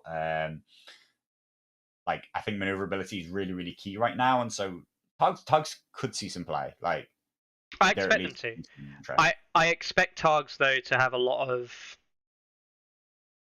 really ultimately what I might call discussion and debate over what actually works and what doesn't. And Targs have always been weird anyway, because something like the Unit ELO rankings is never really, from a competitive perspective, it's never really betrayed what we would consider good. Jorah was up there, as always. Yeah, Jorah was in lists, he won games. And then you look down the bottom and go, oh, Dothraki Outriders, yeah, we'll see them. And yet they lost a lot more than they ever won. And yet any competitive player worth their salt would say Dothraki Outriders, they're a good 6-point archer unit. Like, it's such a weird faction. They just don't... The direction to make the commanders have 4 cards each and the deck be so almost flavorful while also being pointless, it just made the faction so weird. And I think it's just not good or bad. Weird. I mean, it's like the Baratheon loyalty is weird. Like you've taken a small concept and you've gone way, way too far with it, to the huge detriment of that faction. When you see some of like the cross faction synergies that feel like they should exist, it's crazy. It's crazily frustrating as a Baratheon player. And you're like, okay, yeah, but it's like the Civil War of Baratheon. It's like, so what? You can play Roose leading a Dothraki horde with with Golden Company crossbows and like whatever. You can put flayed men in every list that you want. Like you can do all sorts of stuff. You can play characters that basically don't exist in the same time. You can play Dany, a dragon, and Drogo. They literally don't coexist. Yeah. Right? Like you can play Eddard with Rob. The lore concept of that faction loyalty has been taken to the detriment of the faction. Yeah. And so, Boltons for the Night's Watch. Yeah, exactly. Like neutrals. That Night's Watch can take neutrals. Mate, Night's Watch can field an elephant. You can field a Golden Company elephant. Remember? Yeah. There's really hardy animals that definitely live in the snow. Yeah. Targs being like this crazy circus of like anything goes, and your commander's going to add the 4th card is such a weird and obviously difficult thing that they haven't managed to implement that well. So what we have, in my opinion, we have neutrals, sad. Greyjoys, sad. Barras, sad. Starks, sad. You got Lannisters and Night's Watch who are seeing a ton of play because they saw some list building changes. They saw some excitement there. You see Free Folk with some new toys to play with and some excitement there. And you see Targs who have some changes but actually shouldn't be wildly happy. And then the not enough data on Martells. Can we just broach not enough data for a start, right? Like, No, we can't broach not enough data, Carlo, because you don't have enough data to comment on that comment. but like, I think it's ridiculous. It really brings to the fore, like, what do they consider data? Like, honestly, like, do they mean that they're play testers? Let's take it to its logical conclusion, right? Do they mean that their play testers didn't have it for long enough? Because if that's true, then how long have you been playtesting this balance? Because Martells have been in playtest for over a year. So, Yeah. what? Like, they came out, like, what, like 8 months ago? Well, early release was about 8 months ago, yeah. Okay, they came out 6 months ago. Yeah, give or take, yeah. They've been out for 6 months. How long do you need to... So are you talking about community response to them? Because I can tell you without a shadow of a doubt, there is enough data from the community. What is data? Like, honestly, it makes no logical sense. Because if you're talking about internal, then you've internally had them for literally years. A year and a half at least. Yeah, they'd have been like testing them for. you would have been developing them for such a long time, right?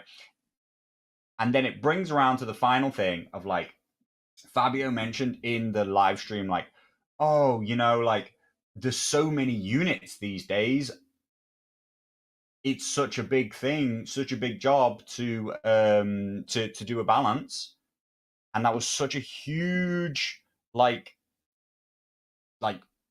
I don't know, like I just didn't even know what to say to that, because it is, to me, very, very clear that you only looked at 5% of the game,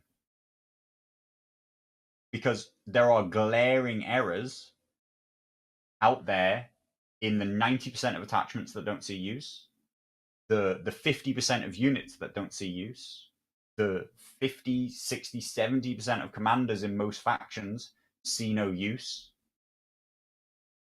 And you haven't given them an update. Now, that's not to say I don't think that the amount that they changed isn't fine. If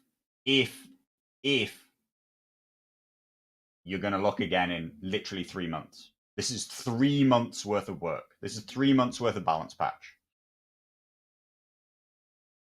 And the real big red flag there is like, so this is a patch which would have been wildly happily received 9 months ago, 10 months ago, right? Like, yep. 3 or 4 months, or at most 6 months into the season 1 patch. And yeah, an headline, yeah.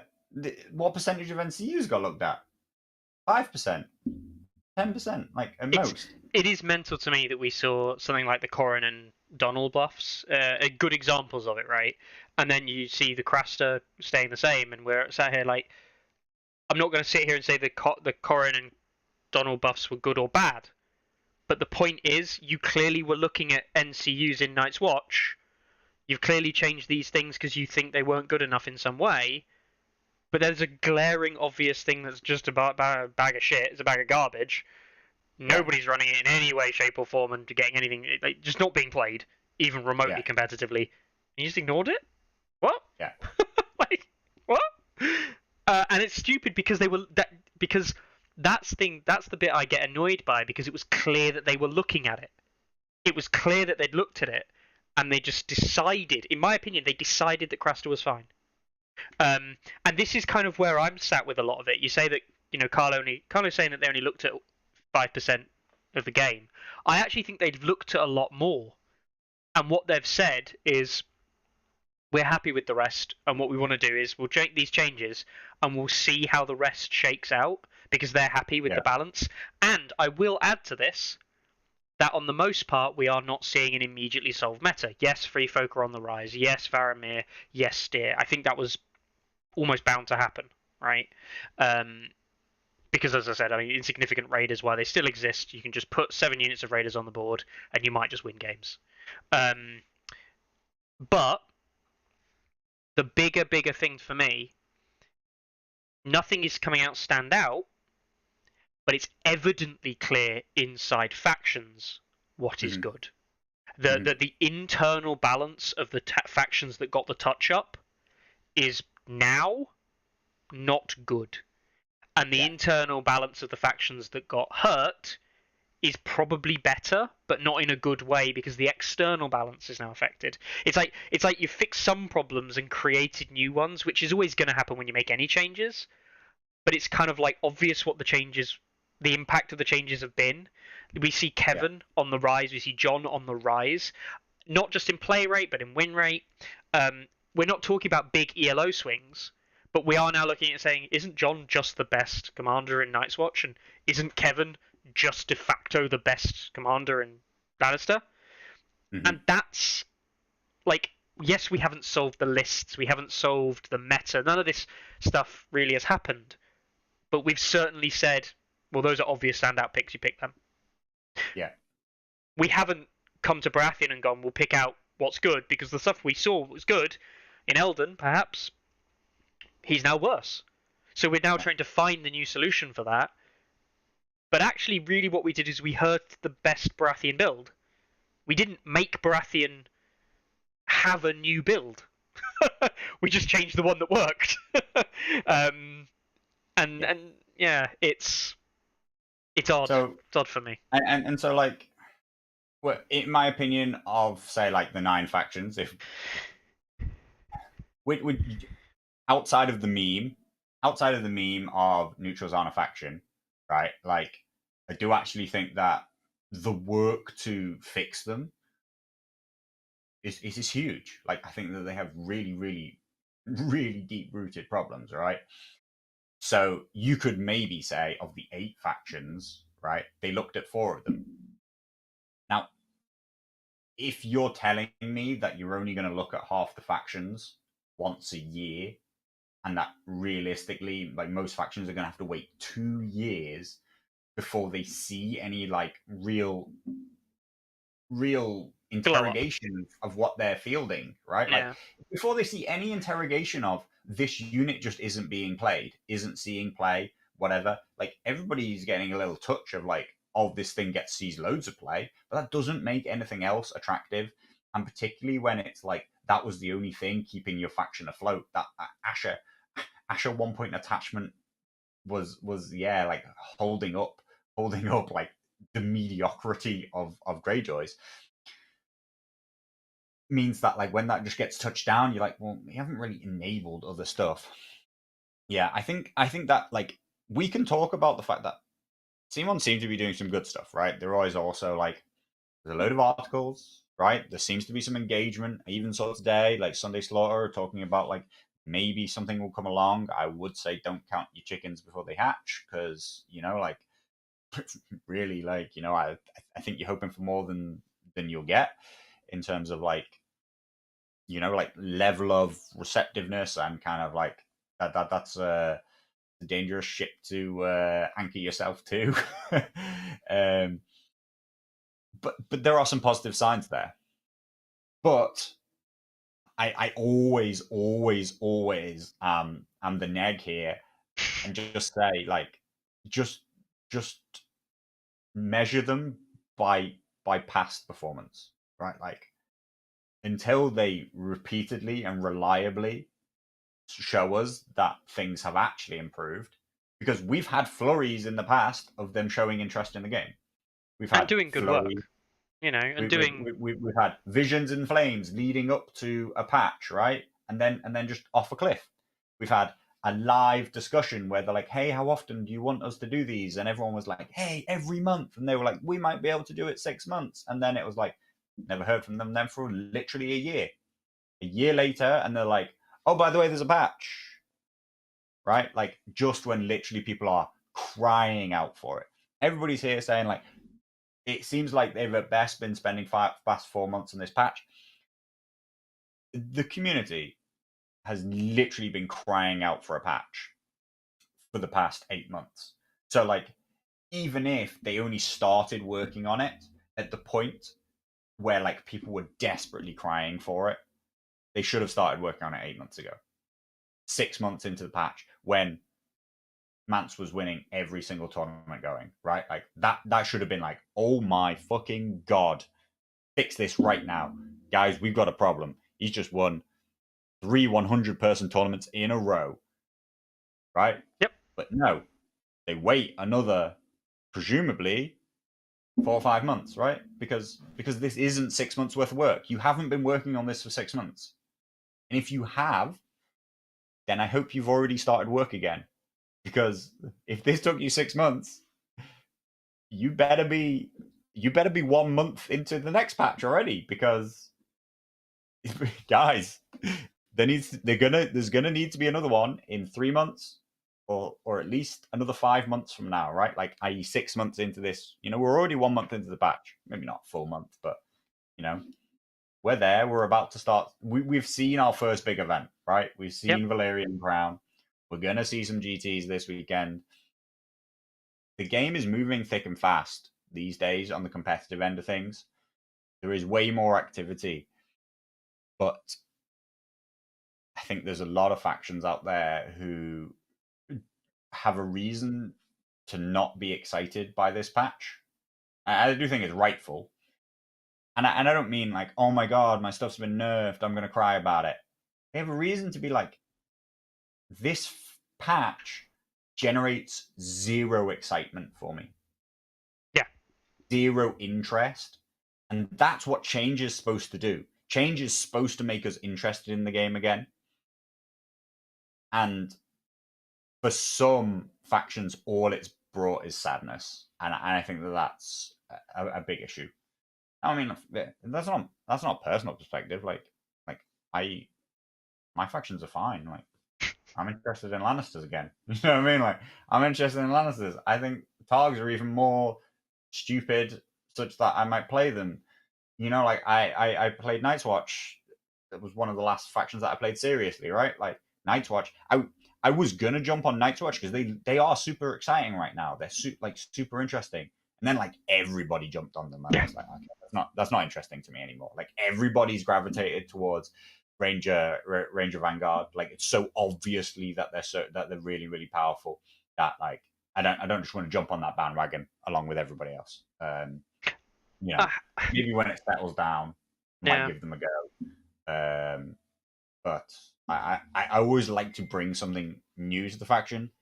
Which sounds silly because Kev Bows ain't exactly new, and that's what I'm playing. But well, I mean, this kind of like solidifies, because I know that Carlo is going to absolutely rinse me for my faction choice. But this actually, he is. But this actually kind of solidifies where I was stat on Always Winter as well, because I was actually genuinely going to take Greyjoys. I was going to take Greyjoys. No, he never was going to take Greyjoys. I actually had 2 Greyjoy lists in the build. I can show you them if you want to. He wants you to believe, guys. He was never going to take Greyjoys. Shall I tell you what the difference was? Is that I built one list and I thought it came out very similar to Mikhail's Balon list. In fact, it's almost identical. And I was thinking about a second list to try and like, what other different thing can I bring that is actually looks different and feels different. I built a second list with a different commander with a different objective in mind. I put them both up next to each other and I was like, holy fuck, these are basically the same. Yeah. And like I genuinely built it different days as well, and I was thinking about it and I was like, this is ridiculous. How can I come to the basically the same list conclusion? And that's not even like the same units, but it's like these things are literally just they have different units, but it's the same thing that the list does, and it's just a different way of achieving this. And I was just like, this isn't a different solution to the different problem. It's the same solution that just looks different, and that really annoyed me. He's playing Environment. So he's playing Environment, and he's thrown in Styre, and he didn't even decide to like play around with Mag, even though that is the one new fun thing that the faction had. Well, the problem is I've played Mag before. A lot of people are like, "Oh, so you've never won with Mag before?" And I'm like, "Mate, I've won with Mag yonks ago." I am not actually. I don't like Mag. I'll be super honest. I don't like Mag. I've played Mag, and I think that when Mag works, it's really unpleasant for your opponent because being overrun by Mag that just one-shots units constantly is not fun. And on the flip side, I think Mag has got some serious weaknesses in the likes of what we see someone like Leet Teddy running. If we find Leet Teddy's list, but he's running he's running Great John Umber and Howland Reed, both viable alternatives that can actually put out some serious annoying things that Giants don't want to have to deal with. So like, I just didn't think it would be a particularly clever list, and that's not to say that I think Mag is terrible. I just don't enjoy it myself, and I haven't. It's not that I haven't sit here and experimented with it. I've done it. I did it yonks ago. I've seen the new builds. I played around with the new builds, and I'm still not certain. That being said, Varamir and Steer, I've just kind of gone back to 2 lists which have now seen a glow up, and I'll run them.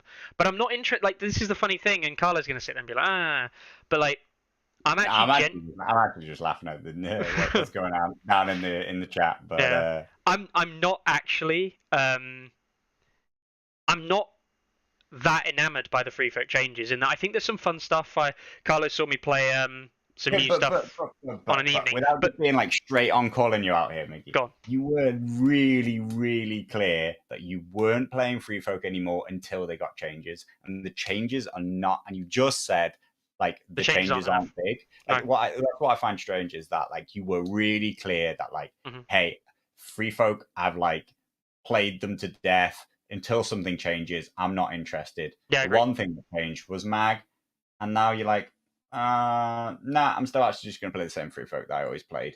But like, basically, it's just retreated to being like less versatile because some chariots are 5 points. You know, like, some things have gone away, but like some new stuff's been added. And your deck got worse and stuff like that. Like, so. But this is I actually can't see how you see interest in that faction. Like, but this is actually my point. I don't. Surely all we see is power level. No, I don't. I think it's right up to the top of. I don't have interest in this. I think this is my point. And like, I was talking to the likes of Doug. I was talking to the likes of Dan, and I was like saying it, and they're like, "Oh, what do you bring?" And I'm like, "I'm taking free folk." But I was actually even asking them, "Do you think I should take Greyjoys? Do you genuinely think I should take Greyjoys?" Because I cannot for the life of me I can't even just create 2 Greyjoy lists. That's how fucking dumb this was. Is I couldn't create 2 Greyjoy lists, and that's the bit that really annoyed me. I do believe and agree that if you're like, hey, free folk or Greyjoy, it's like, okay, like neither of them are exciting changes. So no. Like... And that's the problem. They're the only 2 factions. And actually, this actually led me on to what something that I'm probably now going to do because of the circuit, which we'll get onto, and the GTs and the availability in the UK of that, which is basically now I'm going to go to each event this year, probably with a different faction. You've got Baratheons that you'll no doubt lend me if I want to. Dan's got his Night's Watch, or you might still have his Night's Watch, which I can again borrow. There's Lannisters that if you're running an event, I could run your Lannisters at an event. Certainly when we talk about like things like the circuit. And for that is like, for all of that sense, it was like, I can just take a different faction to every event this year and then get a real true kind of like reflection of what is going on. And I can just enjoy the game because I no longer believe, and it sounds really bad, I no longer have the competitive drive to want to compete as I once did. And that's not just because Mansa's gone, but it's because I did a season of it where I did give a shit. Ultimately, I did give a shit. And I've come off the back of that, and all we see, and this is the big one for me. And you've realised that Worlds was a lie. Not just Worlds. Part of it. So part of it is that qualifying to Worlds was a lie. Part of it is which that we all told ourselves so that we felt good. I know about kicking the shit out of people at tournaments. But it's actually more than that, right? Do you know what it is? It's that Simon's response hasn't been like, we're going to glow up the US scene again, and we're like, great, cool, FLG, this and the other, and we were a footnote on an article of being like, oh, the EU is establishing its own things. And I was like, is that it? Is that really it? Like, or are we just having another season of this again? Because I've done this. Are you not going to step in and do something? And that's that is where I think. In my own defense, not that I actually need to defend myself, but since I actually do have a defense, I have no privileged information. Actually, I'm pretty sure that Mickey does have privileged information now and again, but he doesn't share it with me. He's always sliding into somebody's DMs. I have zero privileged information. I was actually playing literally Lannister Halberdiers, Kev Bows 2 weeks before the patch. And that's on my public record. That's true.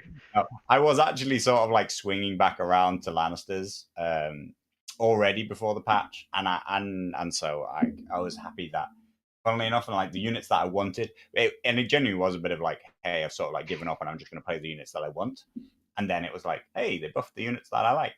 Cool, I can play them and not actually feel bad about it now. Yeah. But I do actually accept that I do feel a little bit.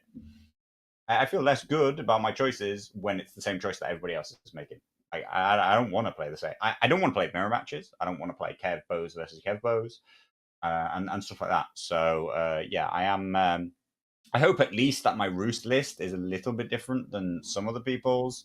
Like 7 activations is not a thing that I normally like to go for. So it's a bit out of my own comfort zone. Actually, weirdly enough, it kind of possibly moves into other people's comfort zone. So it's maybe not wildly new. But personally, it's a rare day that I stray outside of 8+. So yeah. But we'll see. It'll be an interesting tournament. I still genuinely have not decided what I'll play in the ELO, but it'll probably be something wildly different. Yes. I'm doing exactly the same for the ELO. 100%. Yeah. I'm literally. I'm no word of a lie. Let's see if I've still got the box here. I might actually literally uncellophane some neutral stuff for the ELO on the day. And get it out of the box. But yeah, I think that's kind of my prep for Scotland was limited. I'm not even going to sit here and lie to people. The lists that I built here are lists that I ultimately had built a week into the patch with Free Folk and said, I think these are pretty damn good lists. I'll just run these if in doubt. And I was sat here with Greyjoys, and it just wasn't anything. I spoke to Mikkel about it, and I've always said, I've always maintained that change, even if it's not an improvement, is good. Yeah. Right? Like that's a statement that I stick by. And we have seen an uptick in interest. I'm talking about uptick in, I personally will find out at the end of the month just how many more games were played this month than the months before, submitted to stats. But I think that's at least like a proportion of the player base is using stats with a certain regularity that it will be representative of whether or not there's been an uptick in the game in general. I think that we will see it. I think that we'll see a distinct uptick in the factions that saw some buffs, and I do not believe that it's power level related. I also think that we'll see an uptick in in free folk play, because they don't see an overall buff, but they see changes which make their list building interesting. Yeah. And that's the interest that people get from changes. And I think that there are 4 or 5 factions who see 0 change, and I think that's a huge missed opportunity for you to generate reinvigorated interest from those players. You've only got to look at the breakdown. Really unfortunate. You've only got to look at the breakdown. Free Folk at 12%. I know that doesn't seem like it's high. That is actually slightly higher than what you normally see Free Folk entries at. Except during this last period of Mance being so strong and the larger events, Free Folk very rarely hit equivalent data points at this. You actually expect them to be slightly lower. So this is actually an uptick slightly in Free Folk. Baratheon, big downswing, although I do think that You Scotland... normally expect Barras and Lannisters to be the same chunk, Yeah. basically. Right? Like, I would expect them to nearly always be the same. And the big thing here, this is not a UK only releases, and there are significant Greyjoy players in the UK who have wanted to play with non-UK releases, and the Greyjoy upswing is minimal at best. They are only competing realistically with neutrals. Martells aren't released in the UK, so like you're not going to see many Martell players. I think the Martell players coming are either international people who've bought them overseas. And what we see is a massive upswing in Lannister and Night's Watch. Now, I will defend Lannister in that Lannister has always been a UK staple, but we see big uptick in Lannister and Night's Watch in comparison. And Targs are up there as well, which is interesting. Targs have never been a big UK faction. What's healthy, and this is where I do have to sit back and say it's healthy, the vast majority of those factions are sat ultimately with like a 50-player-ish event, 2 or 3 different maybe a difference in 2 or 3 players at most for most of them. Yeah. We are getting good faction spread in an early days of a patch. This is a positive thing. It means there is nothing standout, broken, busted that people are going, that's too strong. I am still of the opinion that Free Folk are too strong, but the community as a whole is not saying that one thing is clearly OP and broken. It's commanders still suffer from people gravitating always towards the same commanders. You know, we're looking at 9 Kevins, 9 Drogos, 7 Jon Snows. You know, like Mag and Varamir sitting there at 4 and 5, but like that commander internal balance is still an issue and still something that like I really wish that they could make more commanders viable. And that doesn't come. See, the thing is like, and the cynic in me says that like they want to make more Lannister commanders viable. They're just going to come out and nerf Kevin, right? Like because it's easier for you to take the one top performer away than it is for you to elevate the 90% that aren't being played all at the same time. So I think that's like overall it's fine. Evan's there in chat talking about like, you know, Martells with tiers. Like I really don't think you understand. Like this faction is literally not out. It has not been released. This isn't they're hard to get, they're all whatever. Like hard to get. That Singapore, like various Asian imports, was like the option for years, which sort of like kept UK competitive scene afloat or like viable in that way, and that really seems to have dried up as a source. Like I don't even know. Like I was looking for Martells. I was interested in Martells. I want Martells. I think that they're a faction that really, you know, like more, the kind of thing you'd enjoy. More than just like the factions that just like sit in my cupboard and don't do anything. You know what I mean? Like I have Free Folk, I have Starks, but like I don't really have an intention of playing them. I have an intention to want to try out Martells. I don't want to try them out on TTS. I'm really not a TTS player these days. I want to try them on the table. I tried to try and get hold of them. They're just literally not available unless I want to play them in Polish. And I'm not playing a base deck and commander cards in Polish. Obviously, I don't need the unit cards. They can go in the bin, but they're not available here. This is the other side of the coin, which is I haven't purchased a unit in about a year and a half. And it's not for lack of trying. Like, yeah, Teddy. Yeah, crazily enough, there was a tournament in Kiev, war-torn Kiev, and they had Martells at it. And like, honestly, the only people I know who have Martells in the UK had them imported from the US. Like, and that wasn't, and that's a restricted market. We can't go and buy.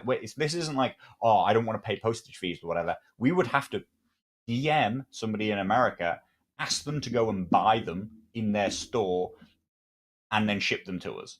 We can't order from America.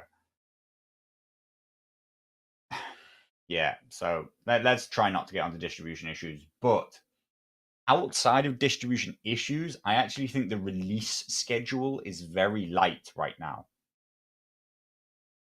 Yeah. And so, yeah,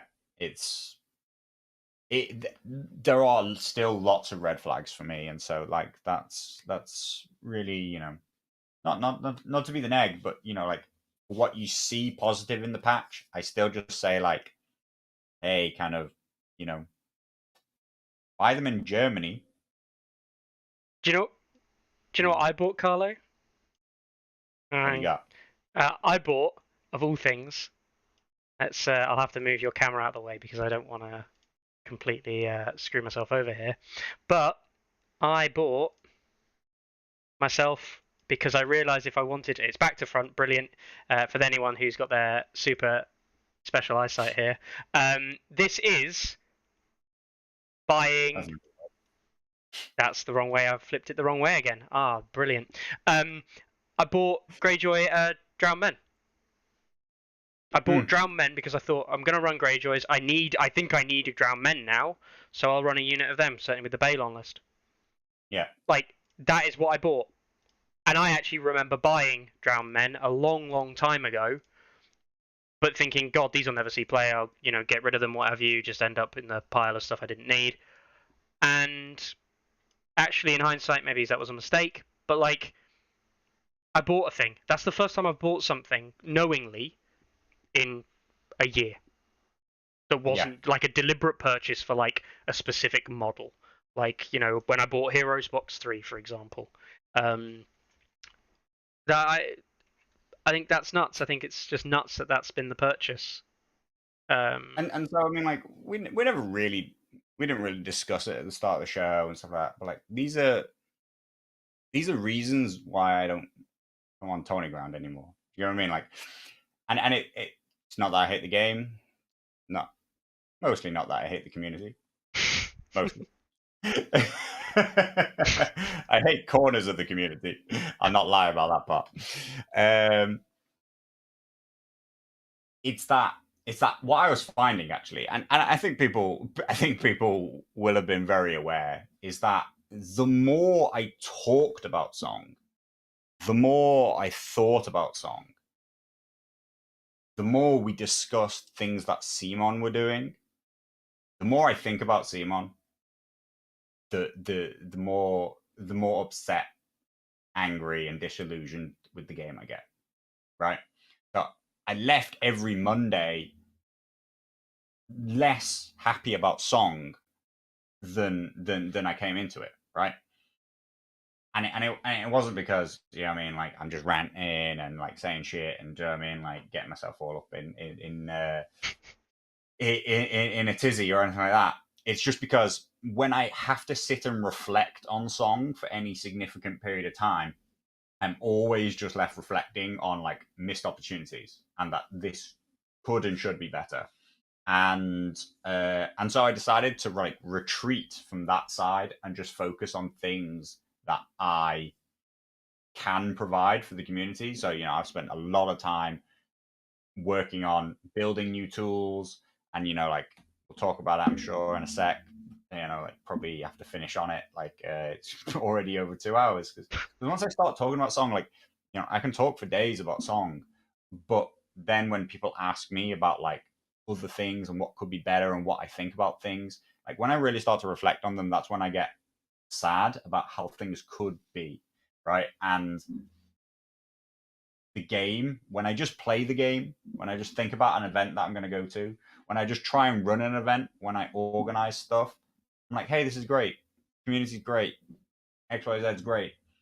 But when I interact with like the coulda, woulda, shouldas, what's good, what's bad, what blah, blah, blah, blah, I'm just like, it's missed opportunities left, right, and center, shooting ourselves in the foot left, right, and center. That's why I like I don't really like to discuss that. That's why outside of Tourney Ground, unlike you, like I don't talk to people about song. Like I don't talk on Discord with people about song. I've never been interested in leaks, and like I've never been interested in being a playtester or XYZ because I think I'll just be disappointed. The more I lean into that side of things, the more disappointed I am by the fact that like like the playtesters are probably not getting listened to, right? Like I would be very, very disappointed as a playtester if I either was told, oh, by the way, we're only really looking at 5% of the game, I'd be like, what the hell, guys, that's not enough. Or if I'd been like looking at the whole game, I would have been given like reports on like, oh, this isn't good enough. Like, oh, this probably needs to be better. The blah blah blah. Why would I ever pick this? And then if they came back and they were like, by the way, here's the changes, I'd be like, guys, what's that? That's I put 100 hours into writing reports for you about hundreds of different units, and you pick 10 of them and change them. Like, I'd be like, oh, guys, so yeah, like, Tourney Ground. There's a small element of the fact that, like, I was just also having arguments with Mickey, but only because you guys love it. Overall, I feel in a much better place with Song when I step back from it, because I still think that there's an amazing game to play on the table. That side of the game I still love, but things have been really, really difficult in my perspective, particularly as like I've literally not even been able to buy new stuff, been able to get excited about new stuff on the table side of things, for like over a year. And I played practically every army, and nothing's available for them. There's nothing new. Like, this isn't like, hey, I play neutrals and I haven't seen a new neutral unit in forever. It's like I play them all and nothing. Like, I haven't bought anything. Like, it's not been good. I'm not interested, and it's not available. So on that side of things, I've been retreating to kind of make improvements to the website, build cool new tools, run a new tournament series, try and help the UK scene be as good as possible. The more I think about and talk about how much the UK competitive scene is ignored, the more I get sad and not want to run tournaments in the UK. The more we talk about balance and how not enough data, and like how like the competitive scene is not really like looked at and stuff like that, the more I'm like, oh my god, what a failed concept A Song of Ice and Fire Stats is, because its concept is that it's supposed to help the designers have access to ways to make our game better for us. As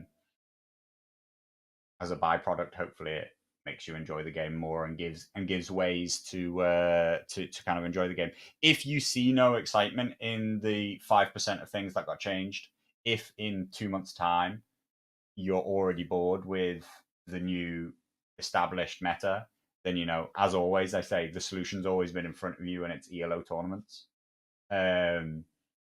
But they have a place on the internet, it seems, and not outside of it, which is true of the site in a lot of ways. But yeah, cheer up, Carlo. Barras are doing fine mid-tier. You know what? Barras are fine mid-tier. They're just not exciting. They haven't got variable list builds. Then what are you going to do? So I am excited about the things that are coming. As I say, it may seem to people from the outside like, hey, Carlo just like ran away from the game, but actually what I did was I just reinvested all my time into creating the circuit and building new stuff to hopefully give to the community. Because that is what I can do. Can we go through one of those things now? Because is it still working fine as intended? The card one? I can't remember the card builder. Yeah. Yeah. Okay. What's the extension again? Yeah, I mean, like, I can't remember what the extension is. It's just it's the secret, and somebody will be like, screenshot that. I know what it is. That's all right. Someone will be. Yeah, I mean, this is what I built actually. I spent ages on this. It took me longer to build than I wanted to. It was finished just a bit before the patch, and we were talking about whether or not we would, like release fake cards, and some people did release some fake cards. This is actually my response to the fact that they no longer produce the cards in the app, right? Like we can't get the cards out of the app anymore. The only thing we can get out of the app is a CSV file, which creates cards. So I recreated the thing that they use to create cards, or at least looking for excuses to play more WoW. I was playing a lot of WoW. I have not played WoW in a month. I am a recovering addict once again. This is your intervention. Yeah, technically these are the old units. I never updated the CSV file, so these are actually pre-patch changes. All I would have to do is update the CSV file, and these would be new. But this isn't what it does. So this just produces the cards, which is the intent of it. But because you produce the cards in code, every single one of these stats and abilities can be changed. I forget how you do it. You just click on You it. just click on it, yeah. I don't even remember how to use my own the own thing that I built. It's been busy times. Yeah, for example, we can just like add and build abilities. We can change stats. There you go. Intimidating presence. This unit dies to panic automatically. There you go. There's a classic Gregor. Oh, there we go. Harking back to. So some people were using this to give fake leaks just before it happened. I'm reasonably proud of it. I mean, I also took it on because it was a whole different side of coding that the site doesn't use a lot of. So some other things will hopefully clean up. I mean, and the other thing that I've been working on ever since this is like I am gonna bring eventually. It's a long way off, but I'm gonna bring you a whole new relaunch of A Song of Ice and Fire stats that will look shiny and new. Because, like I say, like I'm personally just I'm concentrating on the things that like I can give to the community and like the positives that I can give to the community, which mostly isn't opening my mouth. Sorry, I'm just enjoying changing the mountain and making him terrible. See if that. Making 1 wound. There you go. Anyway, this is what you can do. This is, and this is, as Carlo says, this is about. It's not about replacing what War Council does really, but it's about actually just taking control of being able to say, look, we can do whatever we want, and it has. Can you change what can you can change? change the faction, right? So basically, the only thing, as things are right now, Ilya, the only thing that you can't change is the unit, the unit picture, because like it basically goes to that's the thing that's fixed. So yeah, I didn't bother to create a thing that allows you to upload a unit image, but basically any unit in the game that you can see there, like it, you can see it slowly procedurally building the card, so. Yeah, I'm quite proud of it. I was happy with it. It was a fun little side thing. Got 8 wounds on Greywind. Well, forget Greywind. Stick him on Shaggy. He'd be a right monster with 8 wounds because he'd still get +1 attack for every one that he had. Mm-hmm. But yeah, I mean, this will eventually make it into the new rebuild of the site as a thing. I've never been pro community edition. So like if that's what you want to do with it, then sure. Of course, as soon as you build something, like the patrons have seen it and have played around with it for a bit. Didn't get loads of use. It's not like everybody's making cards every day. Instead, what they want is they want a way to build their own tactics cards. They want their own way to build attachments. They want to build everything else, or they want people are interested and excited with things for about an hour. That's why it took me hundreds of hours to build, but that's what I expected. So what can I say? I think that I'm proud of it, and that's a lot of kind of the way I feel about like my models, shall we say, and stuff like that, right? Like I paint them so that then I'm like, hey, I'm proud of this. At least it's good, even if the game's not, in a state that I like, or the unit isn't as balanced as I want it to be. It's like when I put it on the table, I'm like, hey, I painted that and I'm proud of it. Like, gives me. Did I spend hundreds? Yeah, I mean, definitely more than 100. Maybe not 200. Yeah, I mean, I would say it'll be less than 300. Mm-hmm. But I mean, like, pretty much like, yeah, like it took me about 3 weeks total, and I would say I put easily 40 to 50 hours into it each week. Hmm. Yeah, I mean it has unintended benefits to people, and it will allow certain people to create their own stuff. I think custom stuff becomes a little bit easier for a good proportion of people, Yeah. but ultimately, um, it's just going to be more. It's just going to be something that benefits the site. Really, it's the main reason you built it, of course, in terms of what we can do, and it Yeah, makes. the intention was that no longer would the builder need to have like brand new cards all the time, but then I realized that it would still need this CSV file all the time. But But we can add. you know, We can and do that. also it's still incumbent on having the unit image, so that's a bit of an issue. But you know, once we get there, they're kind of little snags that I'll get around. But We're not talking about literally sitting with War Council, which I did, by the way, in the bath. This actually happened in the bath, where I was my electrics were off and my shower didn't work, so I had to run a bath for the hot water. Long story. So I sat in the bath with War Council on my phone, going through all of the different things for Carlo, being like, right, there's a screenshot of that one, right, there's a screenshot of that one, because that's the way like all this change stuff had to be uploaded to the website from screenshots from War Council, and that's just not effective. Plus, it means that Carlo ultimately, and this is actually a small thing, he literally doesn't rely on me doing any work for him to pre-process images. Now, that seems like it's a dumb little thing because it wasn't a hard task, but actually is a time-consuming thing because basically Carlo wouldn't do it himself most of the time because he doesn't want to, completely reasonably. But if we get a change card, it's legitimately like, Mickey, can you do this? Or, oh, mate, I'll do this for you on this date. And it just adds an element of reliability that isn't required. It's not beneficial for Carlo to have that. It's not benefit for the site and for people to be reliant on somebody that isn't someone who can make a change. This is not a useful reliance.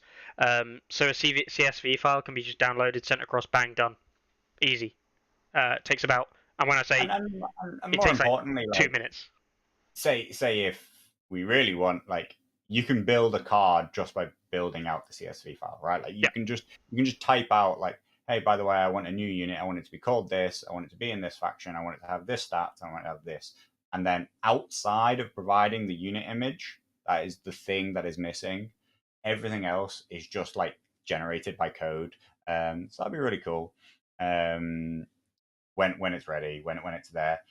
It'll be released to the general public, shall we say, at the same time that like this is rolled in amongst like a really big rebuild of the site. Now this is genuinely going to take me a long time, guys. Like I am working on it all the time, but it's slow work because again I'm trying to rebuild it to be something that like I'm proud of. I can just be like, hey guys, like here you go, bang, it's good, as opposed to a thing that like was an idea and then like, hey, some people got on board, and then like it's always just been like this thing that I built and just about do enough to get it over the line. I just want to build it from the ground up again and say like, hey, like everything is hopefully like really good and polished this time. And it will include like lots of new stuff. I know a lot of people have been talking about full list ELO. That is a thing that will be implemented this time around. So we'll talk about like being able that ELO won't be like the same list but with a new commander, right? Like a bad commander inside the same cookie cutter list, which always wins, right?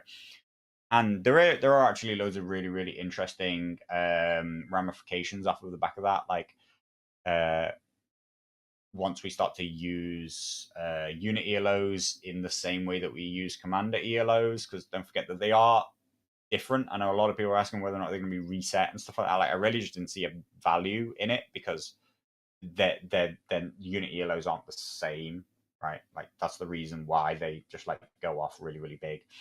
If they have the feedback loop that commanders have, then you will get a much, much truer version of what the real ELO is for that unit. It will have like a real actual, you'll get a measure of its real impact on the game.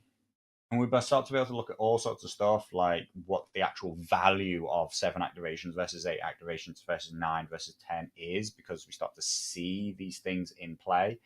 And like that, I've always say and always maintain, like, stats. The sight that you see is still, like, in my head, a drop in the ocean of the things that we could do. Like that, the potential that I see in the data that I collect, and the tools and the graphs that I give back to the community.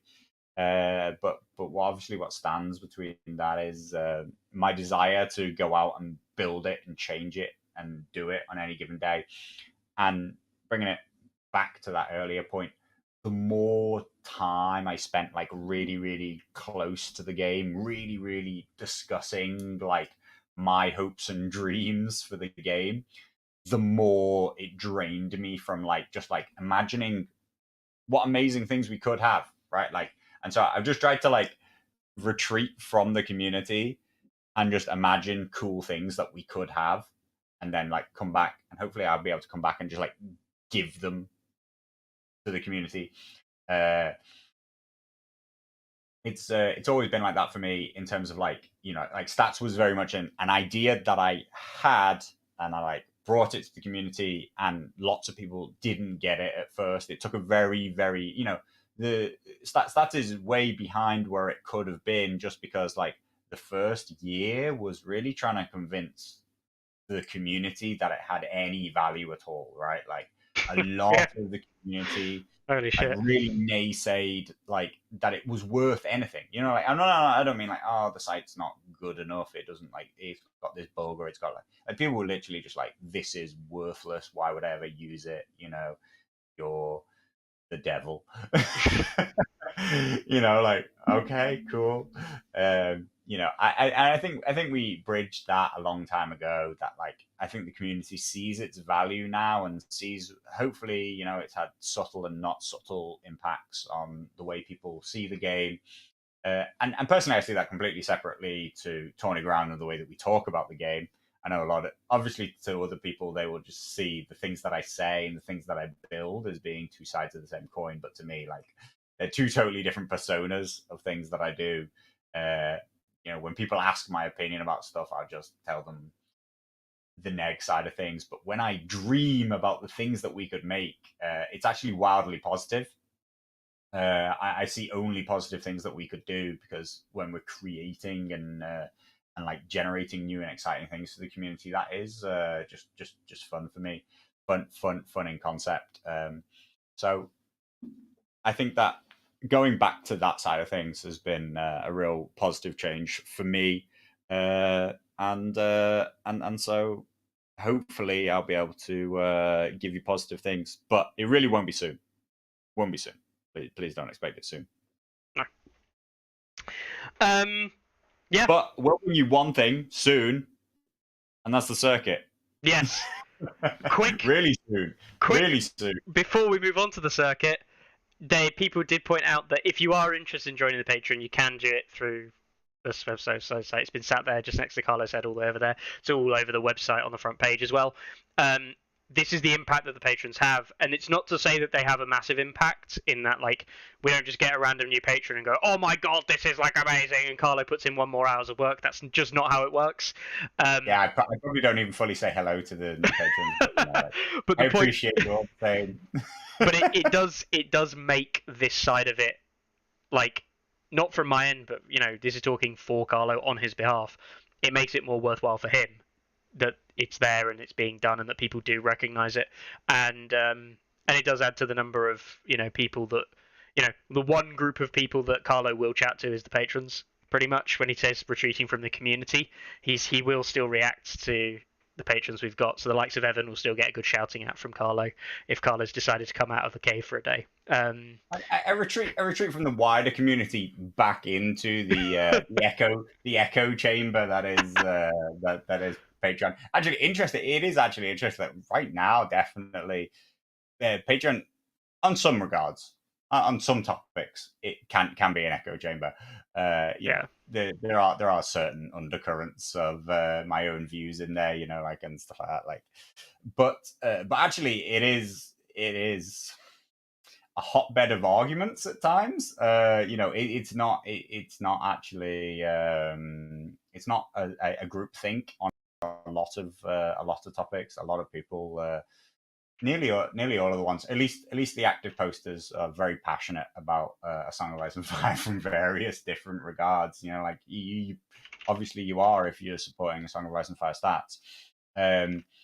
But there's some really passionate debate that goes on about some stuff.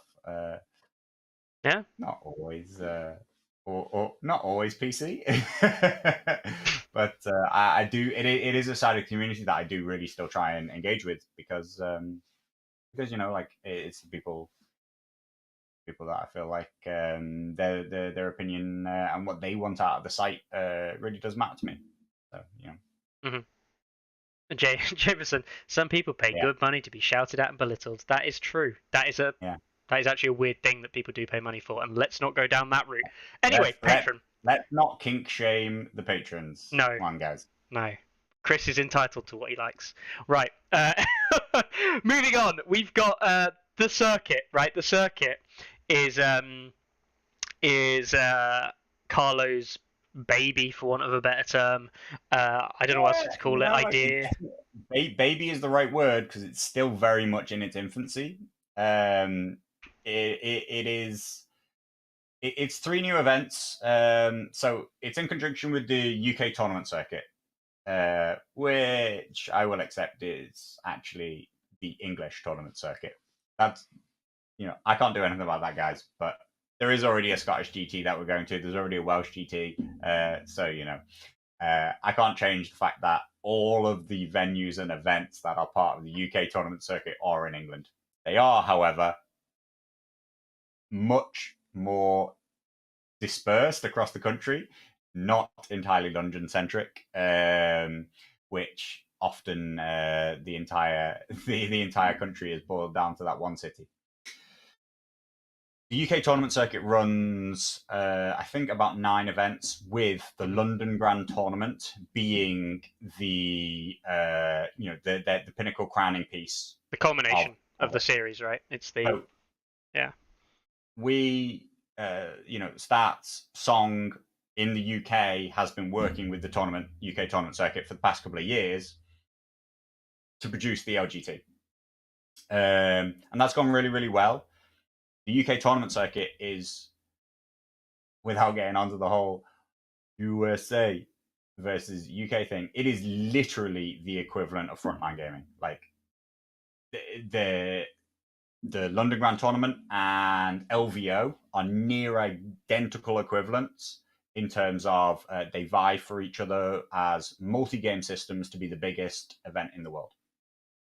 And just like Frontline have now actually paired with Simon, totally unbeknownst to me, I was also trying to get A Song of Ice and Fire into more of the UK tournament circuit's events.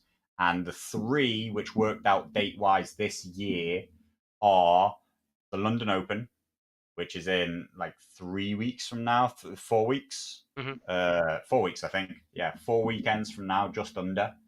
So you got 3.5 weeks, shall we say, 3.8 weeks till the London Open. Then there is the Birmingham GT, which is like 2 months after that. And then 2 months after that, or so, two and a little bit, because it's in August, we have the Leeds GT. So, you know, for those who aren't in England and don't care about those locations or events, these are spread across the country. They are very equivalent to the 6 or 7 events that Frontline kind of announced in terms of like being across the UK as part of that partnership.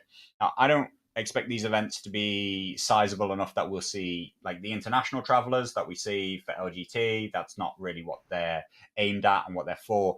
But I really do hope that we are talking. I really love there to be more than 32 players at these. These are each 2-day events, 6-round events. They are really full GTs in that regard. And if these can be as big as first outings of the LGT, which it was a difficult COVID year, but we were talking, I forget now, was it 40 on the day or so that we ended up with 40 something or other. So it's 46, I think, or 47. yeah, Rings a bell. sounds right. If we can be in that ballpark for at least one of them, then I'd be really, really pleased that it shows how far the community's come. Now, I really, really hope that everybody who can come to at least one in the UK will come and support them. And like I do mean support, because this is still very much in its infancy. This is still an idea that can grow a lot if it's successful, and if not, then it could be too much too soon. But if it's not too much too soon, then I'd really love people to come along and support one or more. If you're up north, come to Birmingham or Leeds. If you're down south, hit up London and Birmingham. Like Leeds isn't even that far north, guys. I'd love to see the community, the really active players at all three. But I would love to see more local players get involved in the GT scene. So I'd love to see much more of the London community at the London event. A lot of people from the north hitting up Leeds, and the big question is whether or not I can help try and regalvanize and kind of reintegrate that Midlands kind of scene, which is the big one that seems to have been flagging behind. The Midlands was actually a big scene for A Song of Ice and Fire before COVID, and unfortunately seems to have died away in past times. It was supported by like some really active and big stores, and then they seem to have like ceased their support of the game. So moving it more into like non-store based GTs, hopefully we'll find those people and bring them out. I'm really excited for it though, because it is just a stepping stone to something bigger.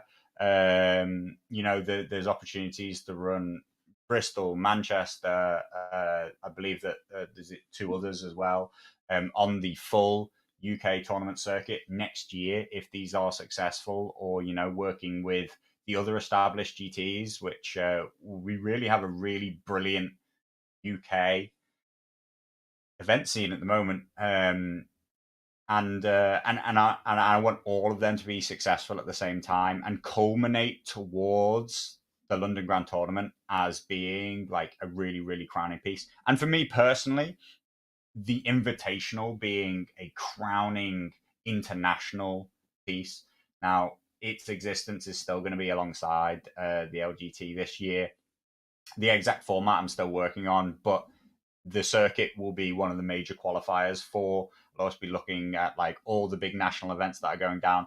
Basically, there are so many big, brilliant events going on that I need to just like not promise away too many spots, and hope that everybody who like really is hoping to come along to that can get a place. But it's limited by it's one day kind of event alongside it. All three events are open now. All the tickets are available, and hopefully it will get some attention. Now, again, I can't promise anything, but UK tournament circuit the UKTC have a much better chance of getting some recognition from this than I ever have been able to. Like our success at the LGT in terms of prize support and recognition has come through UK tournament circuit and the contact that they have. And there is an opportunity that this could also grow into something that receives recognition. Now, I'm not expecting any kind of CMON frontline partnership, but this could be, receive more recognition than anything else receives. And so I would really like to show that it's successful on that front. That would validate the UK scene in a wider sense. Because it can be disappointing over in Europe to be kind of somewhat overlooked in terms of the size of the events that we run and stuff like that. But like I say, I just try to concentrate on the things that I can control, and what we can control is the brilliant events that we run at the moment. So do get tickets. Links to tickets are in the description of each event. Do sign up. If you are interested, go along. The earlier you sign up, the better, basically. Yeah. I can tell you for a fact that there is a positive from all of the events. Some people may see it as a negative, but they've probably not stayed on to watch the nearly 3 hours of this particular show. In that Carlo will be at all of them. Being the TO, he will be at all of them, which is a positive for most people and a negative for some people. Chris now, Eustace, has realised this and is now selling all his tickets to his events. Yeah, and people often ask. People often ask if I'll be playing, and at the LGT, that's obviously not going to happen. I will be playing at these events on odd numbers. I will make even numbers at each of these events, so you got a 50-50 chance that I will be playing. So whether that's good or bad for you, whether that tells you a ticket or not, never quite sure. But lots of people have always in the past been like, "Are you going to play in the Invitational? Are you going to play at LGT? Are you going to?" Supposedly it seems to be a draw that people want to get a game in against me. So yeah, I'll be not just at each of these, but with a real 50-50 chance that I'll be playing, which we won't know until we know exactly how many people turn up on the day. I like I like how it's this is like the vagaries of stats. It either happened or it didn't happen. It's a 50-50 chance, even though that's not how stats works. And it's like, I'll either play or not play. It's a 50-50 chance. Yep. But no, yeah. And of course, Chris being willing to pay a higher price so he can not be there. Well, he can buy a second ticket and then bring somebody along, and then so double ticket price will be able to allow you to decide whether it's an even or odd number on the day, mate. Just for Chris though, just for Chris. Yeah, so do sign up, do come along. And this all culminates in the Invitational, right? Which is again running this year at the LGT. So if you want to attend, while people can take very good guesses at what will also be offered spots and stuff like that, right now in my mind, the only 3 absolute confirmed qualifying events are these 3 circuit events. Mm-hmm. I will also be looking for a lot. The Invitational went down very, very well last year. I hope to be able to attract just as many international travelers, high ranked, high users of stats. It's a celebration of everything that is a Song of Ice and Fire stats in terms of like a showcase of competitiveness in the right way, a showcase of what rankings can like allow, which is for attention to be really had on a small event in terms of numbers, but the knowledge there that these people are really, really great players is everything that I want it to be and everything that it will try to keep achieving each year. Whether or not it ever spins out into its own event is a very tough barrier for it to break. But for now, it's very, very happy as the Friday event before the LGT. Yep. So yeah, get your tickets now if you are interested in attending. I hope to see most people at these events, and I really hope that they go down really well with the community. And it will be a case of seeing them play out over the April, May, and August periods in which the 3 events are in. Combining that with things like Always Winter, of course, in Scotland this weekend, which I'm really excited to go to as well. We've got the Welsh GT. I think then off the top of my head, the Welsh GT slots in between London and Birmingham, and then the Northern GT slots in between Birmingham and Leeds. Yep. Northern Grand Tournament, the Darlington GT, which if you've ever been to Darlington, you understand how funny that is. But okay, it's funny. It's funny because if I zoom out here, this is how far away from it I live. Like, I am probably the closest Song of Ice and Fire player to this event, and I didn't organise it, and I think that's amazing. I was expecting it somewhere else, but yeah, no, they put it in Darlington, so that's right around the corner for me. I will be attending, and I will probably walk there in the morning. Yeah, it's going to be great. I'm looking forward to that one. The circuit is obviously a big one as well. And I'm really looking forward to specifically Leeds. And thankfully, because of my job change now, going to the likes of Birmingham and London, I can justify with trips for work if need be, which is another little win for me. So yeah, really looking forward to going to Leeds definitely, and most definitely Birmingham. And I am kind of set on London. It's just that I haven't booked anything for London, and that's really dumb because London. Yeah, just this weekend. I mean, it's going to be Always Winter, and there's loads of people in the chat who we'll be seeing just there. I mean, Yeah. Is Flixie? Is that Flixie in the chat? Yeah, Flixie's coming over. Flixie's coming over from. Flixie will be there. Philippe. Yeah. Philippe. Yeah, Philippe's coming over, isn't it? Yeah. So yeah, and Doug. And Doug. Small I would win. say coming over, but he's waiting for us up there. So yeah, I'm really looking forward to it. I do think that I wouldn't have launched the circuit if I didn't at least believe that it can be a real success this year, and that just shows that like the UK scene is still very, very healthy despite all the things that I've talked about. Do you know what I mean? Like despite the fact that there are some real distribution issues over this side of the water and stuff like that. The game is still healthy, and I can't fix the distribution issues, but this is what I hope will allow the community to still grow in spite of that. Or at least stay strong, stay close knit, stay active, because a lack of activity is what's gonna like start an irreparable decline. If this like distribution issue kind of has a lasting effect on the community, that'd be really unfortunate for us.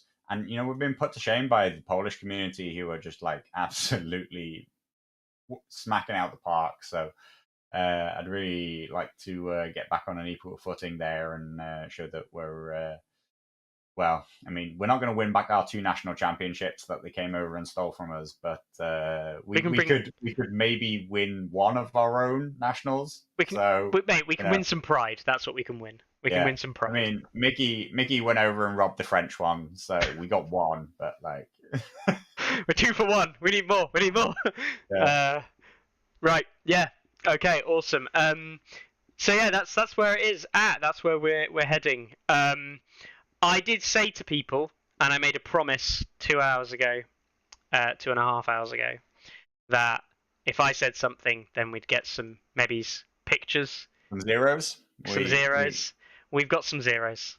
Okay, so let's open up this first one here. Look at this bad boy, and this is on the topic of you having a turncoat, Carlo. Nice, yeah. I mean, I gave a very passing thought to Maim Jamie, but went with the turncoat. It's much more in theme with what the list tries to achieve. I do think that Maim Jamie is a really brilliant model, though, and he's been done in a very nice, dirty style there. Really brings the theme of the model out. Yeah, it's a lovely, lovely piece. You're going to absolutely hate this, but very go on. Clean. Are you going to give it a nice solid 0? I think this is a nice 0. This is a chef's kiss 0. This. I am giving it a 0. Oh. This is either this. If I'm wrong, then believe me, this is a compliment. But is this Chris F&M? It is Chris F&M. Yeah, it is. Because if it wasn't, then that's a huge praise. That I think that it's Chris F&M. Yeah. I mean, this is a Chris F&M. This is a 0 out of Chris F&M. Let's put it that way. Yeah, absolutely superb little model there. We also had this one come back. I know this was seen last week, but Carlo, he wants to hear the words, I think. Your favorite guys. He's gone for the alternating pattern as well, the stripes. I don't like it. Is it because it's got height on the base? He's got height. He's got too much color. I don't know what's going on there.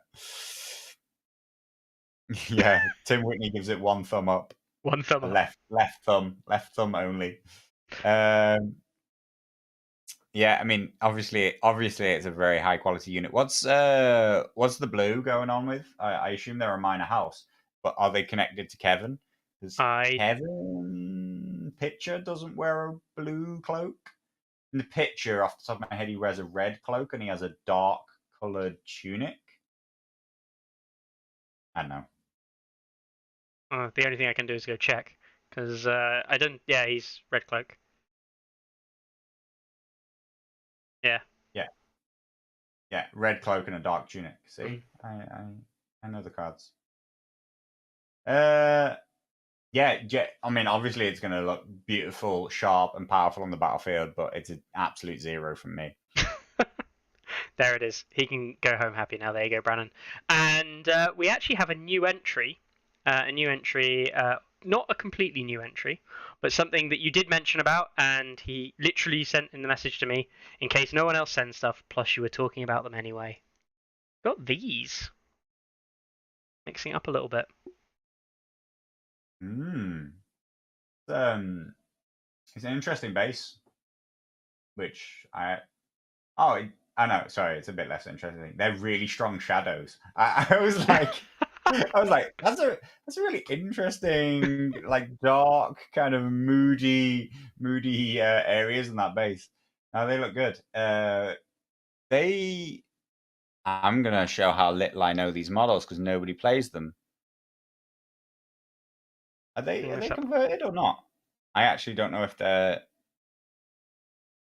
No, they are how they look. Yeah. You know?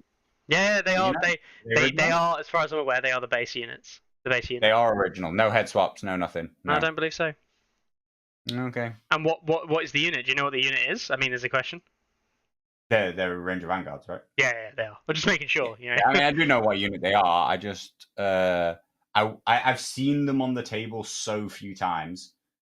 Read never.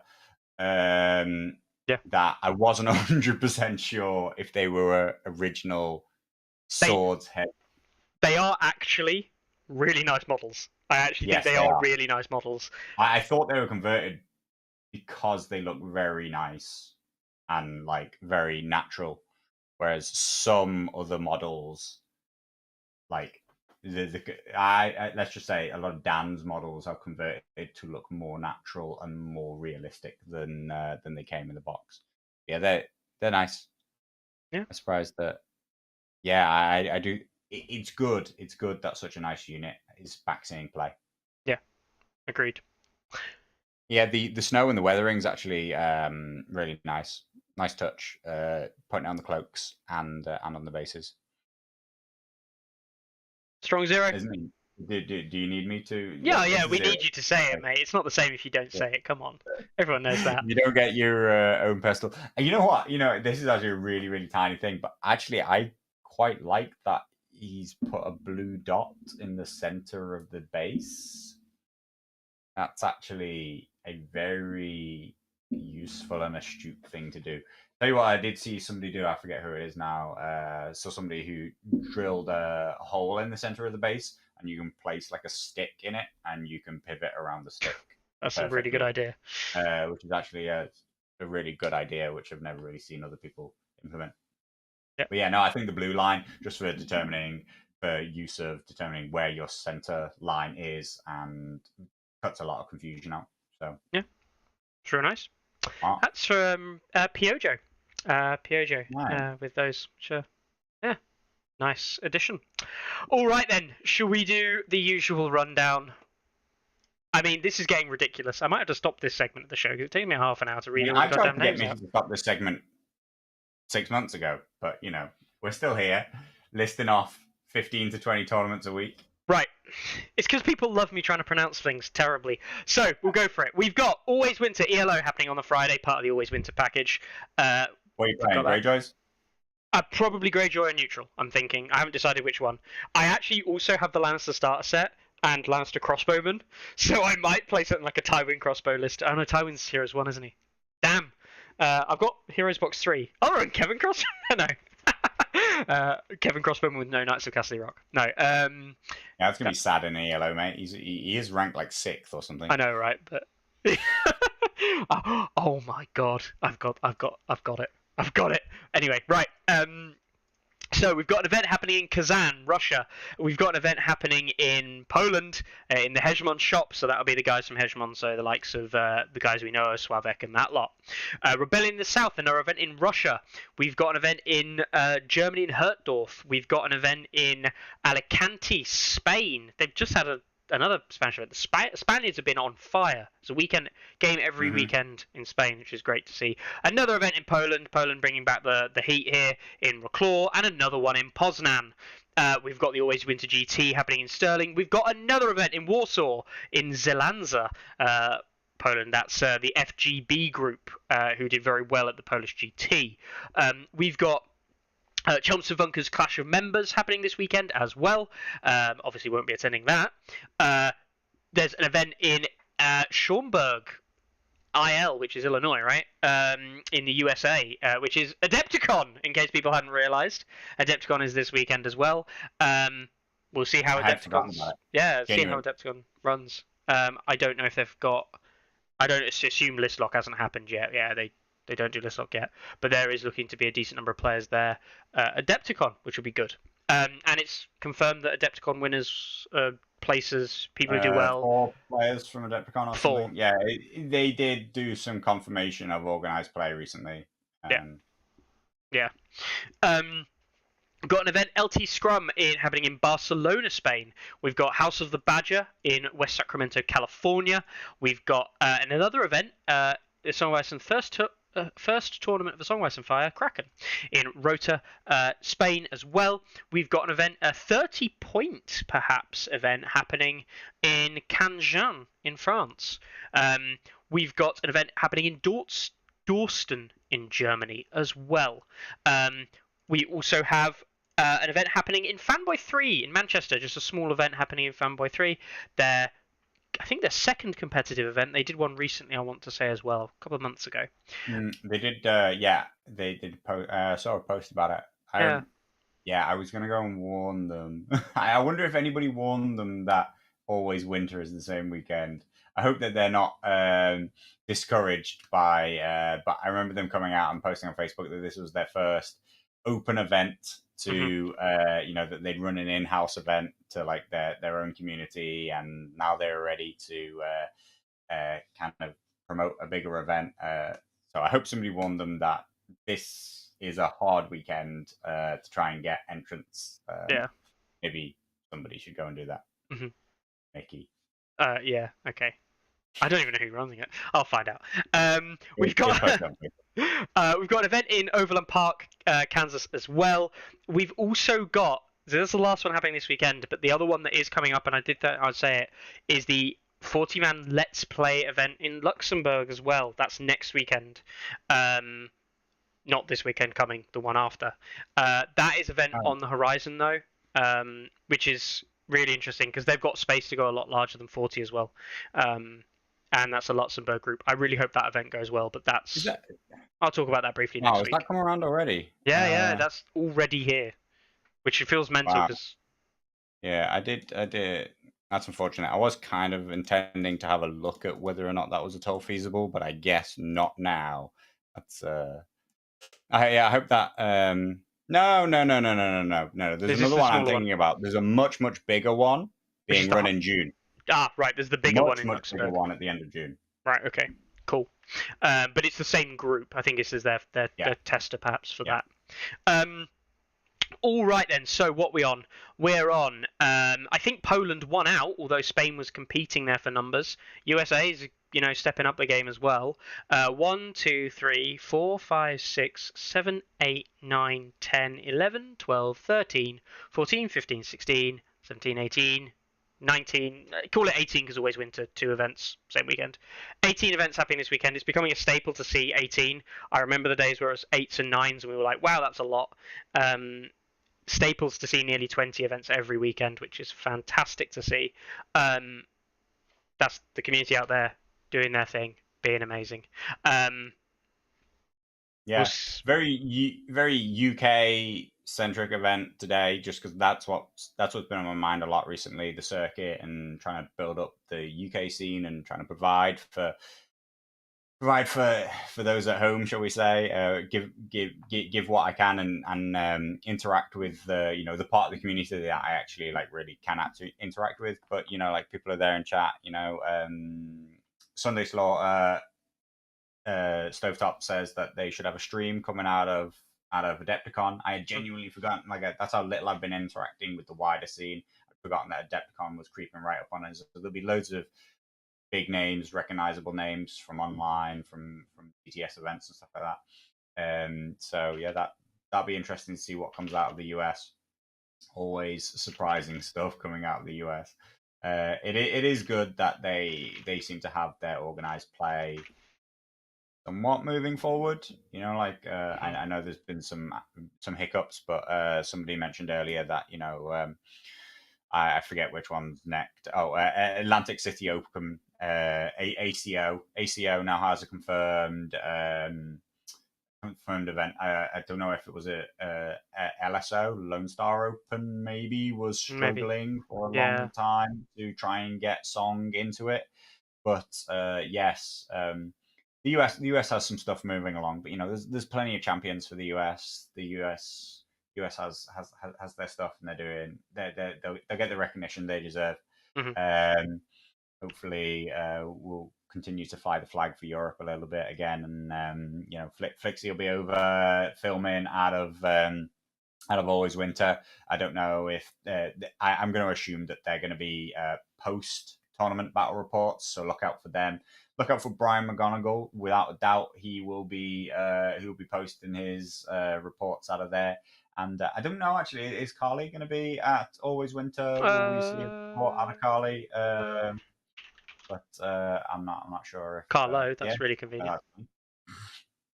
I No, don't think so. It looked like no Carly at Always Winter, but Carly does still write frontline gaming stuff out of UK based events, because obviously they're very distinctly on her radar. So yeah, loads of good stuff. Let's enjoy it while it lasts.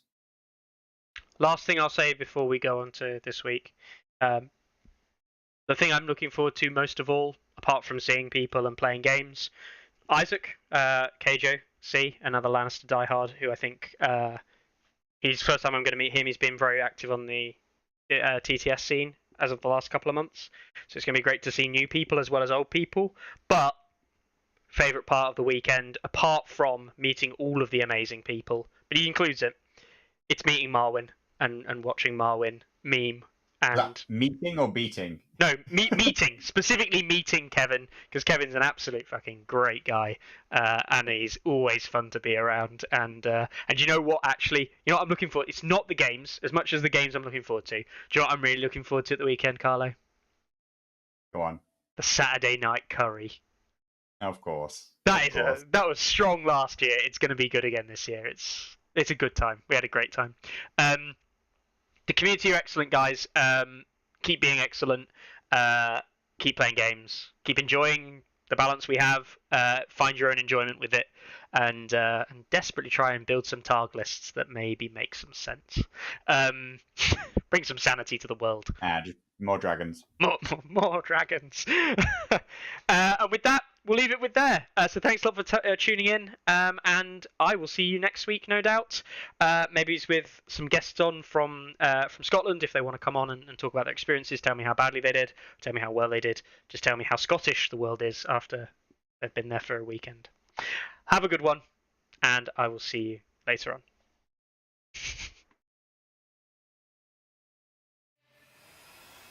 Ready? Aim! There's too many! Anyone see my mammoth? Stumpy!